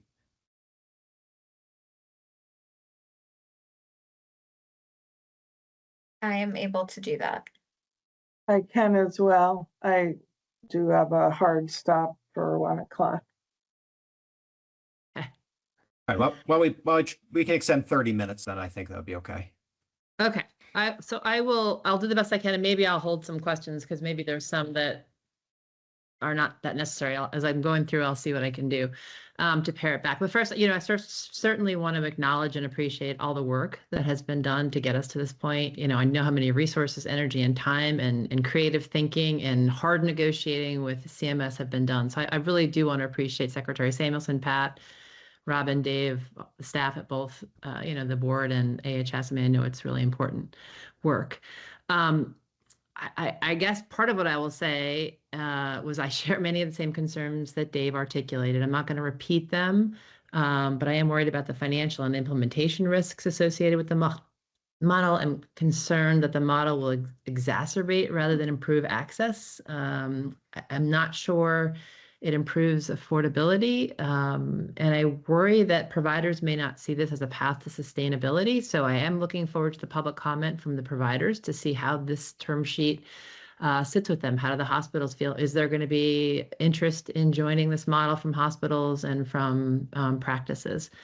And I ultimately do worry that we don't have the resources to implement this at the board at AHS. So those are just big bucket worries that I have. I know, Dave, you asked about some contingency modeling. I really think it's important. I saw the timeline for that vote in January. I really think it's critical that we kick the tires on that Delta TCOC, those projections, those federal investment dollars that we think we can access, because that's the big draw to this model, right? Is having these dollars that we otherwise would not have. But I need to understand, are those dollars really there? So this $138 million has been put out there as one estimate. I know it's just one estimate of additional federal dollars that may be coming into the state. I think we need to pressure test that. We need to understand whether 100% of those dollars will be accessed every year, even if minimal hospitals participate. I really just want to make sure. And if it's seems like that's the case, that should be in writing in the term sheet and in the state agreement. I think we need to project out that Delta TCOC using a wider range of trend assumptions, looking back at historical trend and sort of projecting that forward, also using the projections from the actuary. But I think we need a range of what those TCOC trend assumptions might look like. One of my biggest worries is projecting that Delta TCOC with different Medicare Advantage penetration assumptions. So those dollars available for federal investment, as I understand it, shrink as Medicare Advantage enrollment grows. And I think we're at about 30% MA now. The country at large is about 54%. The Congressional Budget Office is projecting 64% national penetration by the end of the model. That was before the new administration moved in or is moving in. They really want to privatize Medicare. They want big infiltration of Medicare Advantage. So we really need to model out different scenarios of penetration at the state level, I think, to understand what that Delta TCOC is. I also think we need to model out what happens to that Delta TCOC with the current global budget methodology that relates to those service line closures. My vague recollection, and I could be wrong about this, and please do correct me, but is that hospitals retain 50% of the revenues that they earned from service lines, that if they close those service lines, they get to keep 50 to 80%, depending upon what type of hospital they are. But then those patients receive the care elsewhere. So those costs are to some degree counted multiple times then in that TCOC, right? They're keeping the revenue, and it's also care presumably is happening elsewhere. So understanding how that will impact the dollars available for the East Fund is really important. So I guess my point really here is I feel like I have so many unknowns still in terms of the factors that are going to impact how much money we get into the state that's above and beyond what we would otherwise anticipate. So that's one thing. And I think we need to weigh all those possible scenarios against the counterfactual of fee-for-service without a head. You know, we're seeing a recent claim surge in the state right now. If that continues, what does the Delta TCOC look like? And what would the revenue look like under the, sort of old school fee-for-service? So I just want to put that out there, as that's what I'm really going to need, that pressure kicking the tires, pressure testing, understanding, a range of assumptions around what we think we're generating from federal dollars into the state under various scenarios. I'm happy to just leave that there and ask some questions then after that. But if somebody wants to have comments about what that testing looks like, pressure testing looks like, I'm happy to hear that too. I'll just say that we're taking notes, and we'll definitely, I think the areas you raise are interests of all of ours. So, yeah. Great. Okay, perfect. Thank you. I just think it's important as we start to think about this. I just also wanted to ask a couple of broad questions about the term sheet. So there's the statewide accountability targets. It sounds like the all-payer TCOC and the all-payer primary care investment amount and the quality targets are yet to be determined. I'm just wondering, what is the timeline on determining those? Boy, I'll have to dig into my memory there because I haven't thought about this stuff for a little while. Let me just say that with the quality measures for the statewide accountability, states have been asked to select at least 6 measures. They're pretty, the measures are prescribed to some degree, to a large degree by CMS. And of course we can augment, but they're, so the measures themselves are laid out. The targets are either going to land in they're not going to land in the agreement because we won't have time. I think we lay those out in the statewide health equity plan, if I'm not mistaken. And that is a first year activity for the model.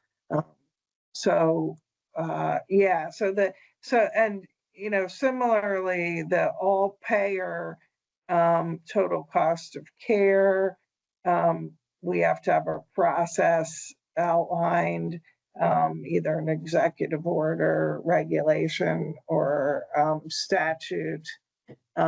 And so we'll be laying out the process and then developing the targets subsequent to that. And we can get, forgive me, it's just not right No, at the front of my I know brain. you've got a lot on your plate. And if others want to jump in, they should feel free. But I know, and Pat, I feel bad. You've moved out of this role, and here you are pinch hitting for others. So it's most appreciated that you're here, and your memory. Do not worry, I understand you're pinch hitting today, so that's also appreciated. Thank you, but we can get those dates to you. Well, I guess it's part of a larger question I think I have, which is that we're trying to hasten the signing of this agreement. We have accountability targets that haven't been determined yet. We have investment and access targets that don't even come into the model until performance year 4, which strikes me as really late. I think even the equity and state transformation plans, which I wanted to ask about too, the timing on those, who's deciding those, with whose input, what's the timeline for submission? I mean, I feel as though understanding what the goalposts are at the beginning of the model seems really important. And also, it seems as though, these investment and access targets, the equity plan, the transformation plan, these seem like critical components of the roadmap for care transformation that is supposed to be happening simultaneous to this, establishment of global budgets, East Fund allocations. Those East Fund allocations, presumably, if we earn dollars and have that Delta TCOC in the first year, we're going to be allocating funds, but we don't, at that point, may or may not have a transformation plan, may not have, investment and access targets. So I guess maybe I'll just ask more broadly, how is this all going to work together? How are we establishing the goalposts early enough in the model so that the investments that we're making, potentially allocating, and the global budget designs that we're implementing are all part of a bigger picture of where we're trying to move the state in terms of equity and access and quality and cost and affordability and all that? Yeah, thank you. So Fran Hodgins helped me out. Thank you, Fran. And put in the chat that that we're, what we think is happening is that no later than July 1st of 25, that we would document statewide quality and equity targets in a separate document. So that's the deadline that CMS and that we are looking at. assuming cohort 1 participation, we'd be looking at July 1 of 25 for those targets. In terms of how everything works together, and again, I invite others to jump in if it's okay with the chair, others who have been on the negotiating team and such.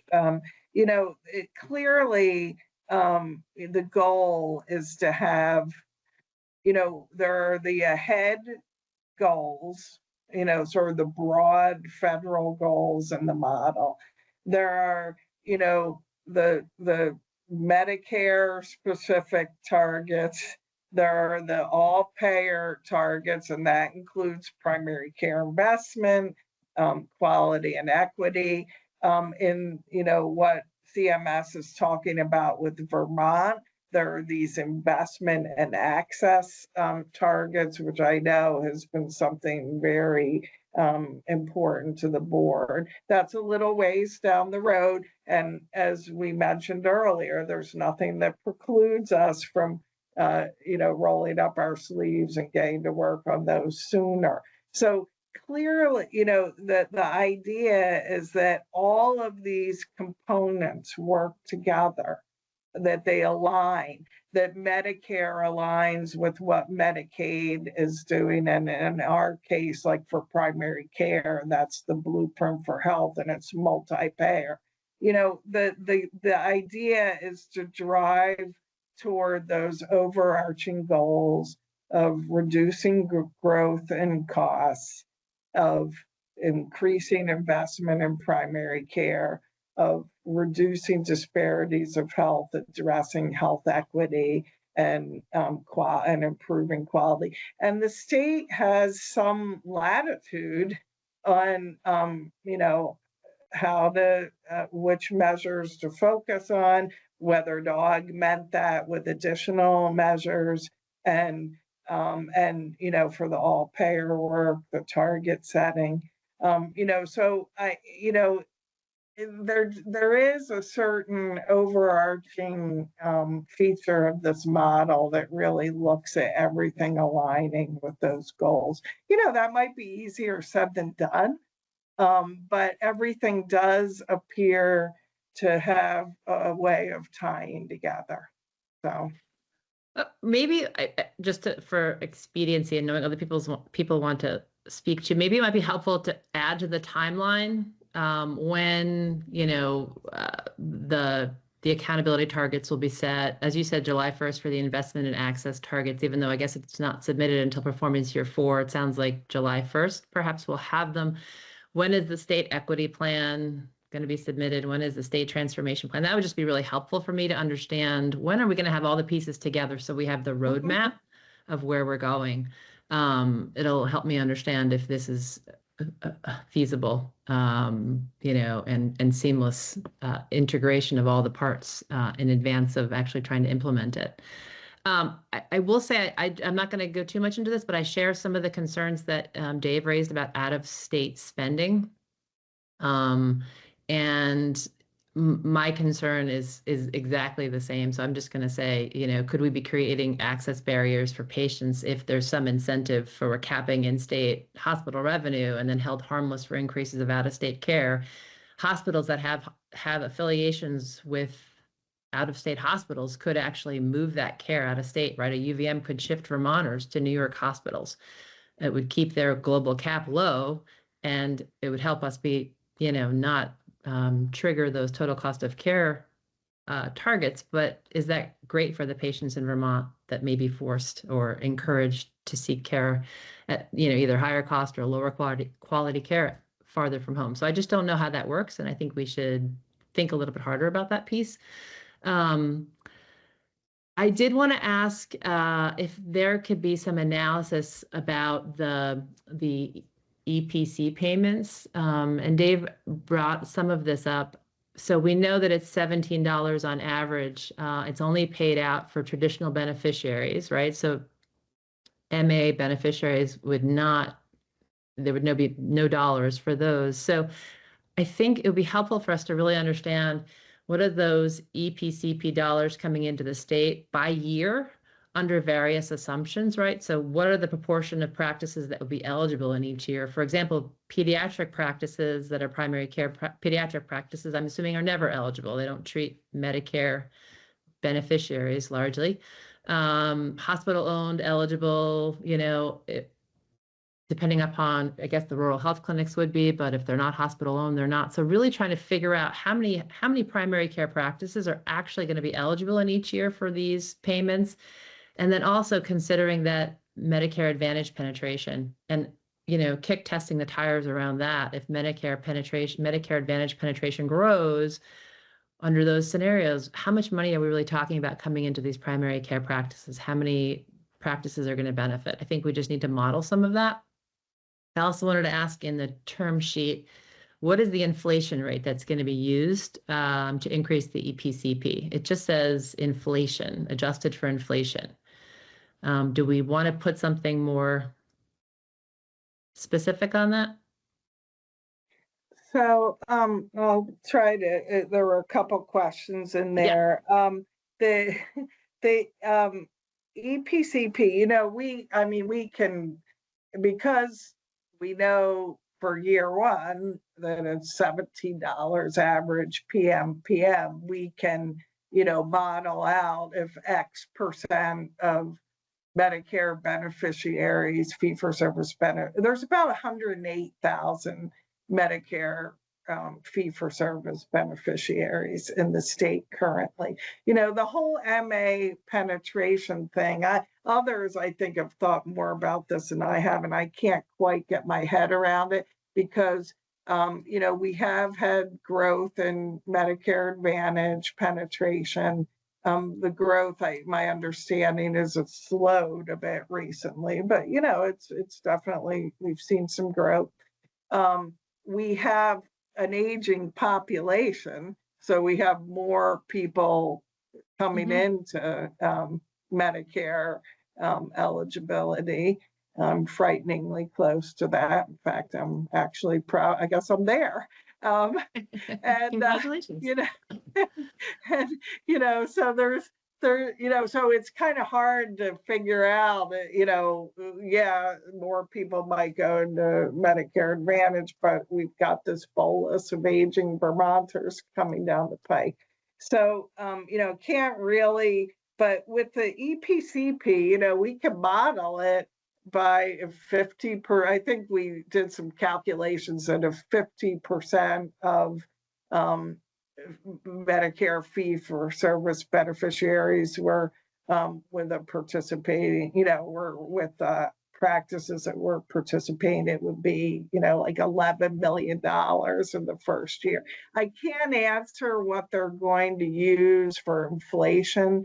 They tend to, look at metrics that they already have. And maybe others have heard them float a particular metric for the inflation for the enhanced primary care payments, but if they have floated it, I don't recall. You asked about the practices. Again, the bulk of Vermont's practices serving Medicare fee-for-service beneficiaries participate in the blueprint. The practices that don't tend to be your smaller practices, but it's the bulk of the practices in the state. So any of them are technically eligible. Those that are non-rural health clinics and owned by hospitals that don't participate are not going to be eligible. So, it's a bit, we can model it according to different scenarios. I think it's likely, several $1 million a year on the EPCP payments. Okay.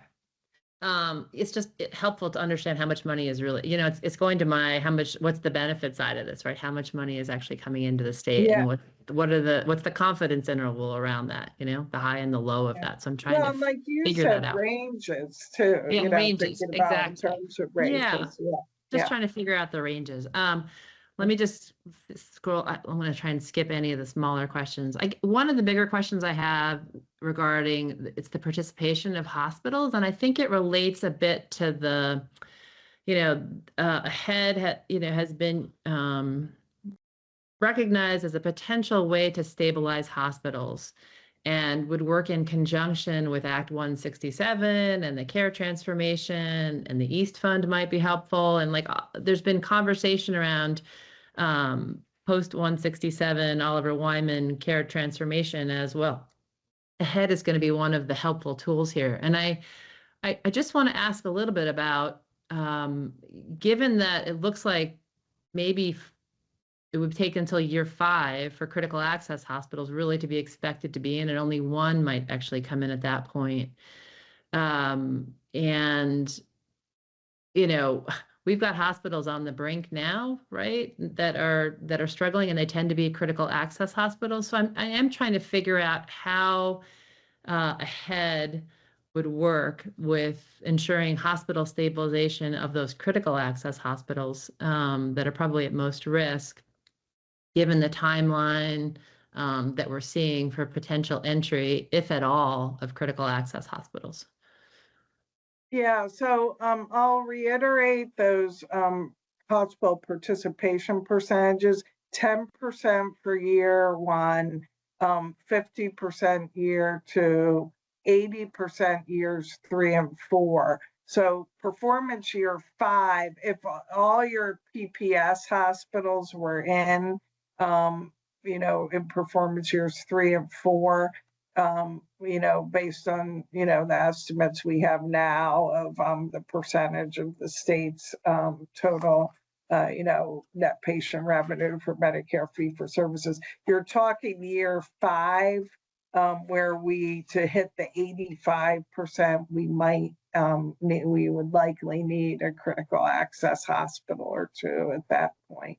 So it does give some runway. I mean, there might be critical access hospitals who find this interesting enough that they want to join sooner. It's hard to say, but if we were able to get all the PPS hospitals in, it likely wouldn't be required until year 5. Okay, so I guess from what you're saying then is that we should not rely on AHEAD to help us move care transformation forward on critical access hospitals. Yeah, I don't think we are relying on AHEAD. I think it is a component in that the East funds, even before CAUSE participate in year 4 or 5, or earlier if they so choose, potential East funds could go to those hospitals even if they're not participating in the model yet. Yeah. So I think that's another component of how this fits in with hospital care transformation in the post Oliver Wyman world. And Robin, I think you were going to chime in too. Yeah, I was just going to say the participation requirements are minimums, not maximums. So I think that there was concern expressed about the state and the board's ability to ramp up the global budget methodologies. So I think there are 2 sides to this. If the state can ramp up implementation of methodologies sooner, then obviously hospitals can come in sooner. There's nothing in the AHEAD model or in the federal agreement that prohibits critical access hospitals from coming in year 1. So I think the goal with the participation requirements is to give the state flexibility to do and plan for an implementation that makes sense to us without the federal government weighing in on that. So the incentive in the federal agreement is to have minimums that push out and give us runway that we may or may not want. That doesn't mean we have to take that runway. It just allows us to have the runway. So I think it's up to the state to decide how quickly it wants to ramp up. And it's in our interest to have the federal agreement give us the maximum amount of time, understanding that we may or may not want to implement on that timetable. Got it. Okay. that it would be helpful then in some ways to have that state transformation plan, I guess, right? Because then you could apply the different state levers to encourage potential participation by those critical access hospitals and those hospitals that are at highest risk earlier, if this model would be helpful in stabilizing them, right? If we had that transformation plan, we knew which direction we were going. I don't know. Yeah. Trying to figure out how this all works together. Yeah. Let me ask, hopefully there's really three quick questions. The hospital global budget operations incentive says that hospitals that exit prior to performance year 6 have to repay CMS. What if the state decides to exit the model? Will those hospitals be required to repay that money or any other investments if the state is the one that makes the decision to exit the model before Yeah, performance that's year a 6? question that's come up in recent days, and we want to definitely nail that down. But it would seem like if it's not, and the same, I think the corollary to that is if CMS decides for some reason to terminate the model. I think what we would want to ensure that if it's not the choice of the hospital, that they would not be required to pay back. But that's come up in recent days as well. So thank you for raising it. Great. Again. Okay. Perfect. No, just want to make sure that, yeah, that'd be a good answer to have. The termination clause, it says the state, has that been worked out? Do we need all 3 signatories to agree to terminate? Can one signatory effectively terminate without approval from the other 2 out of 3? What does the state actually mean in that? The state is not a defined term in the state agreement, so I think that's a state level question. So I think the 3 signatories need to come to an agreement on that. Okay. Okay. And then my last question is, and I think I've taken up too much time, but is in the last agreement, we had an exogenous factors clause, and we actually deployed it during COVID to our benefit. Is there an exogenous factors clause for this model? Should there be? I guess. We are expecting one. Yes. Yeah, I think we could expect that there would be one for sure. Yeah. Okay. Okay. Great. And I just wondered, let me just throw this out there. It sounds like there's a lot of things that need to be resolved between this, AHS, between the signatories. It might be helpful to have an MOU around some of these decision points so that everybody's on the same page around timing of certain decisions, terminations, all of that stuff. It just seems like there might be, this is an agreement with the federal government. There might need to be an MOU between the signatories about some of the other, how the East Fund is going to be decided by whom, all of that. I just feel like that might land well in an MOU prior to signing the state agreement. So we're all on the same page if there is a decision to move forward. Okay. That's all I got. Thank you, Chair Foster. And thank you, Pat, and others who have chimed in to answer some of my questions. I really appreciate it. Thank you. Thanks, Pat, and thanks for the excellent questions, Dave and Jessica. I have just a couple questions, comments that haven't been covered already. I think one of the biggest things facing Vermonters with our crisis in healthcare, along with access and some emerging evidence of declining quality, but it's affordability. What commercial payers are paying, our prices have risen some of the fastest in the country, and in turn, those have driven premiums to rise the fastest in the country. And it's not clear to me how specifically ahead will help us address that. So I'd like more information about that. I share the concerns that Jess and David brought up about our capacity to measure and monitor performance over time. That by the time we realized the last all-payer model wasn't playing out the way that we had hoped, it was too late. And then we learned that if we withdrew from that, that funding for programs that do have evidence, Blueprint and SASH, would be lost. That remains the case with this new agreement, that if aspects of the agreement do not make the improvements that we are hoping for, the funding for SASH and Blueprint remain tied up in it. Similarly, there was an election a few months ago, and the winner of the election is very much against equity programs. AHEAD has equity in it. I feel that that puts it at risk for being deployed the way that we're discussing. And if it's not deployed the way that we're discussing, I don't know how we would fund Blueprint and SASH. There's no modeling of how that might unfold, and that worries me. This is AHEAD's very complicated. Each time I hear one of these public presentations, I wish that we had more time with public presentation and more opportunity to think together about this. Because when I look through the slides that came this morning and listen, I see that it sounds great. It sounds almost too good to be true that the East Fund could amount to $138.9 million extra coming into the state. And that could be true even if we only have 10% participation. And that could be true even if we only save Medicare 0.1%.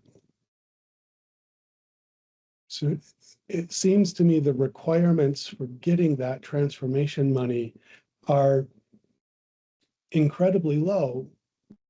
And the amount, 138.9 million, seems high, almost too good to be true. I feel like I'm missing something. And I feel like one of the things that I'm missing and I've asked about is what will it cost to administer this?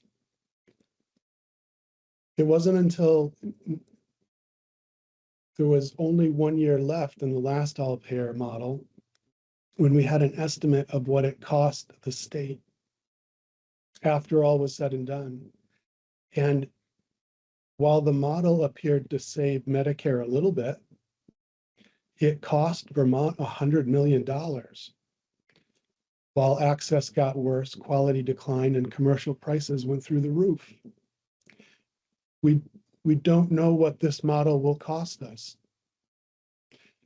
So I feel like we're lured in by the blinking light of 138 million, while we only would need to save 0.1% and have 10% participation. That deal does not seem real to me. I wish that it did. But at a fundamental level, over a year of these presentations, I can't convince myself, based on what I'm hearing, to think that this will play out the way that we're talking about. And I want to. I don't like being Mr. Negative.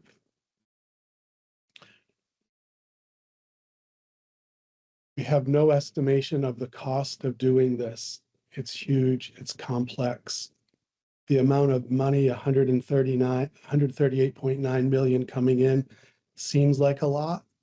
It's not compared to nearly $1 trillion industry in our state. So, and the requirements for earning it, it just doesn't add up to me. And so I'd like more information in order to be assured that this will be a good deal for Vermonters and that it will actually be able to address access, primary care, mental health, and substance use disorder, things that we absolutely need. But we also need to be able to address the high prices and skyrocketing premiums. And I'm not sure that this can do that. And it may come at a very, very high cost that we've not calculated. So, thanks for your time. Thanks for coming today, Pat. It's always good to see you. I appreciate the effort that you're putting into this. I wish I was more optimistic. Sure. Thank you. Thank you, Member Walsh. Thank you, Pat. Chair Foster, would you like me to briefly respond to that, or? Why don't we keep moving, Pat, just because I'm sure we'll have another chance to. I just want to be mindful of the time and take public comment, and so we only have 13 minutes. I will not add some questions that were similar. The one question I did have was, I know we've reserved time on the board's calendar for potential review of the the state agreement and noticing a potential vote. I just want to acknowledge these timelines have all shifted rather dramatically, and that has made this more dynamic and difficult and challenging for everybody. But the actual deadline to vote on this is, can you remind me when that would be? I know we have a goal of January, but what's the actual requirement by which we must vote or sign a state agreement? Do you mean the actual requirement originally in the ahead model? Yes. Okay, so for one states, the deadline for having an executed agreement, but obviously votes would have to happen well before then, would be July 1st of 25. And if I may, I just want to clarify one thing that board member Walsh spoke to. I apologize, but I really, I do want to mention it. So the $138.9 million is an estimate. I just want to be really clear about that. You know, again, as with some of the other metrics here, the calculations are variable. That is for the first year. And it would be trended forward throughout the year of the model. So I just want to be really clear that it's more than that over the life of the model. But I also want to be clear that while the 10% participation requirement is in year one, it gets more rigorous after that. 50% year two, 80% years 3 and 4, 85% year 5. So there, and I guess the only other thing I want to say is that I know we are looking at what, in terms of cost of administration, what the model requires of the state. We've done an analysis of what we know at this point.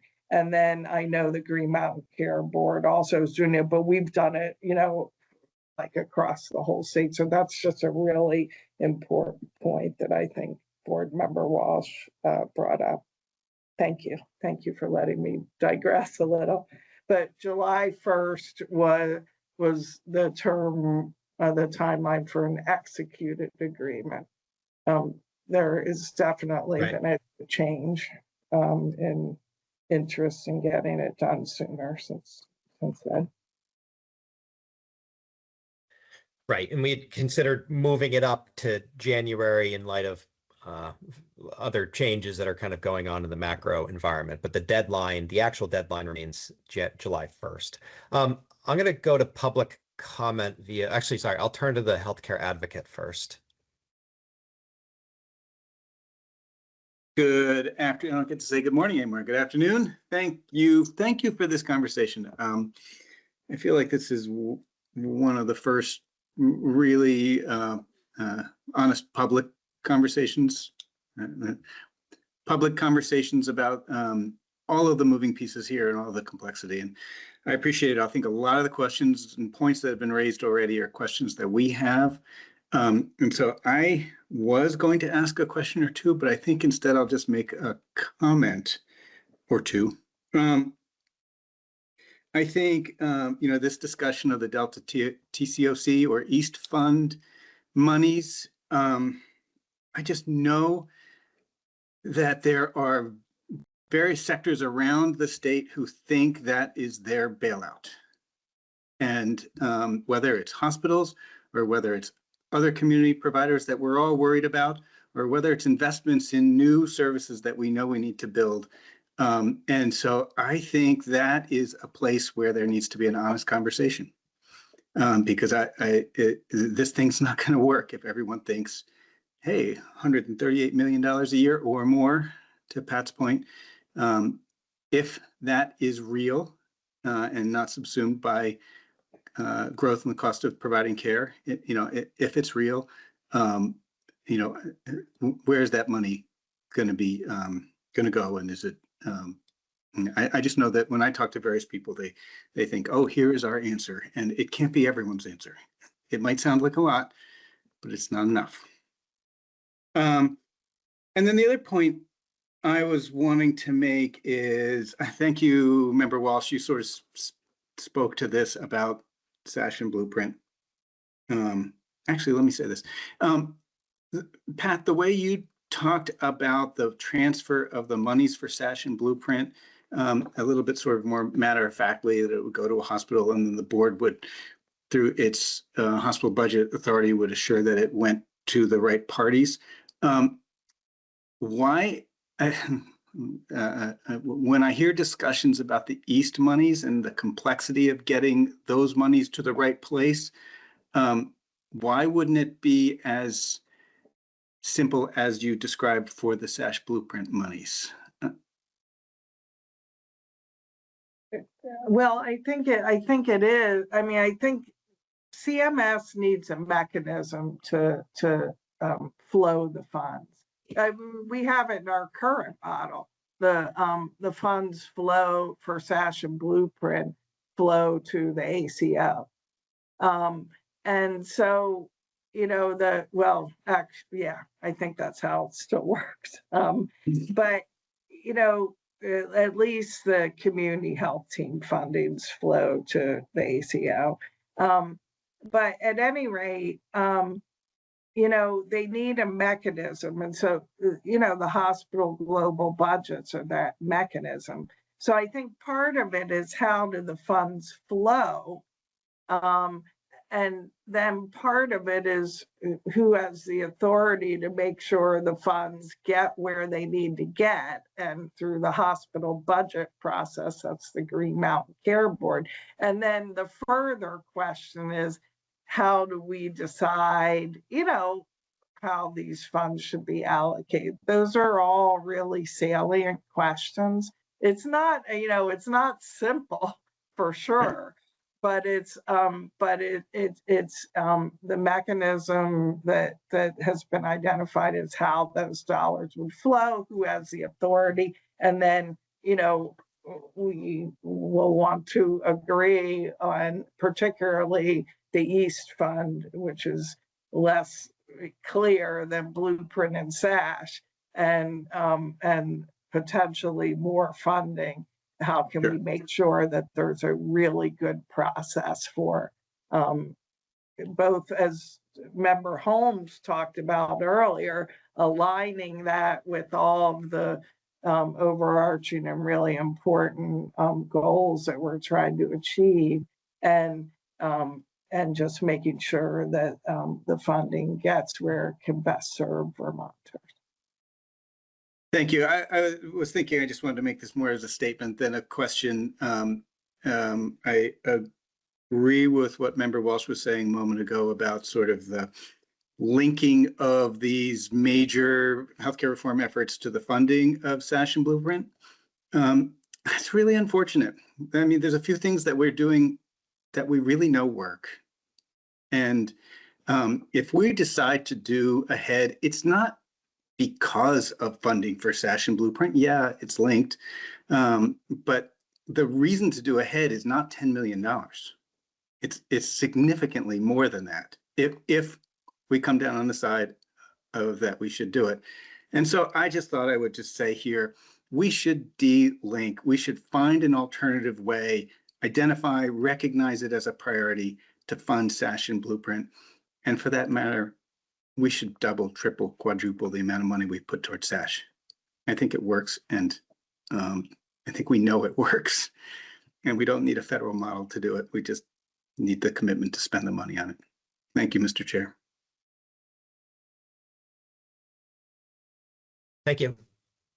I wholeheartedly agree with that latter sentiment, for what it's worth, that was one of the concerns of the last model was the linkage. And if this model doesn't work, are you going to have to bail out of it and then have it harm independent providers or primary care providers or Blueprint and SASH? So that is a consideration in how this is all structured. I'll open up to public comment via raise the hand.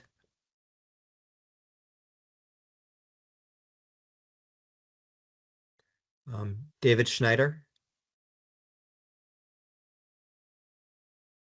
Hello there, David Schneider, long-term pediatrician from Rutland, Vermont. Recently stopped clinical care and focusing on advocacy. And I would like to thank very much the Green Mountain Care Board for the skepticism, frankly, that you're approaching with you're approaching in looking at the AHEAD model. I certainly do have concerns. I'd say, first of all, there's an adage for prudence in medicine, as Dr. Merman knows. It's never be the first to join, nor the last to give up. And, first time today hearing that, wow, there's an opportunity for being a part of cohort 2 does give us a little bit of breathing room, I think. So I would hope at the least that you consider deferring to cohort 2, take that option seriously. As a primary care physician, I am worried about this. Now, again, from pediatric point of view, you can argue that this could actually be neutral, but I almost see it being harmful. Again, to the point of linking the Blueprint to this, pediatricians are dependent upon member dollars from Blueprint right now. And again, the services, the care management services, et cetera, I don't know how this would affect pediatrics, and I would be concerned about that. So when we talk about primary care, as Member Holmes pointed out, we're just talking about a very specific piece of Medicare. We're not talking about the rest of Vermont population, and I appreciate that. And I do worry about the whole picture of Vermont, and understand that this AHEAD model is only a small piece of it. And I am quite concerned about what I am hearing overall. That is just layers and layers and layers of card shuffling, frankly. And thank you for the time.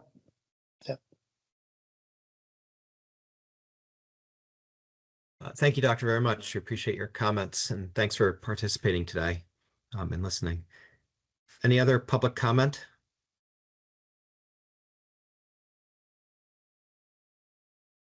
Great. Well, thank you, everyone, for the presentation and for the thoughts as we continue to work on this. And it is a tight timeline, and everyone's working very, very hard. And I want to acknowledge it is an immense load for everybody, given the time pressures. And I appreciate everyone working so hard. It's 12:30. Thanks for staying late, everybody. And I will move to adjourn.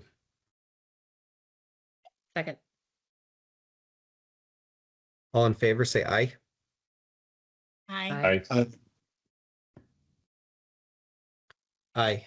We're adjourned. Thank you very much, and I hope everyone has a nice day.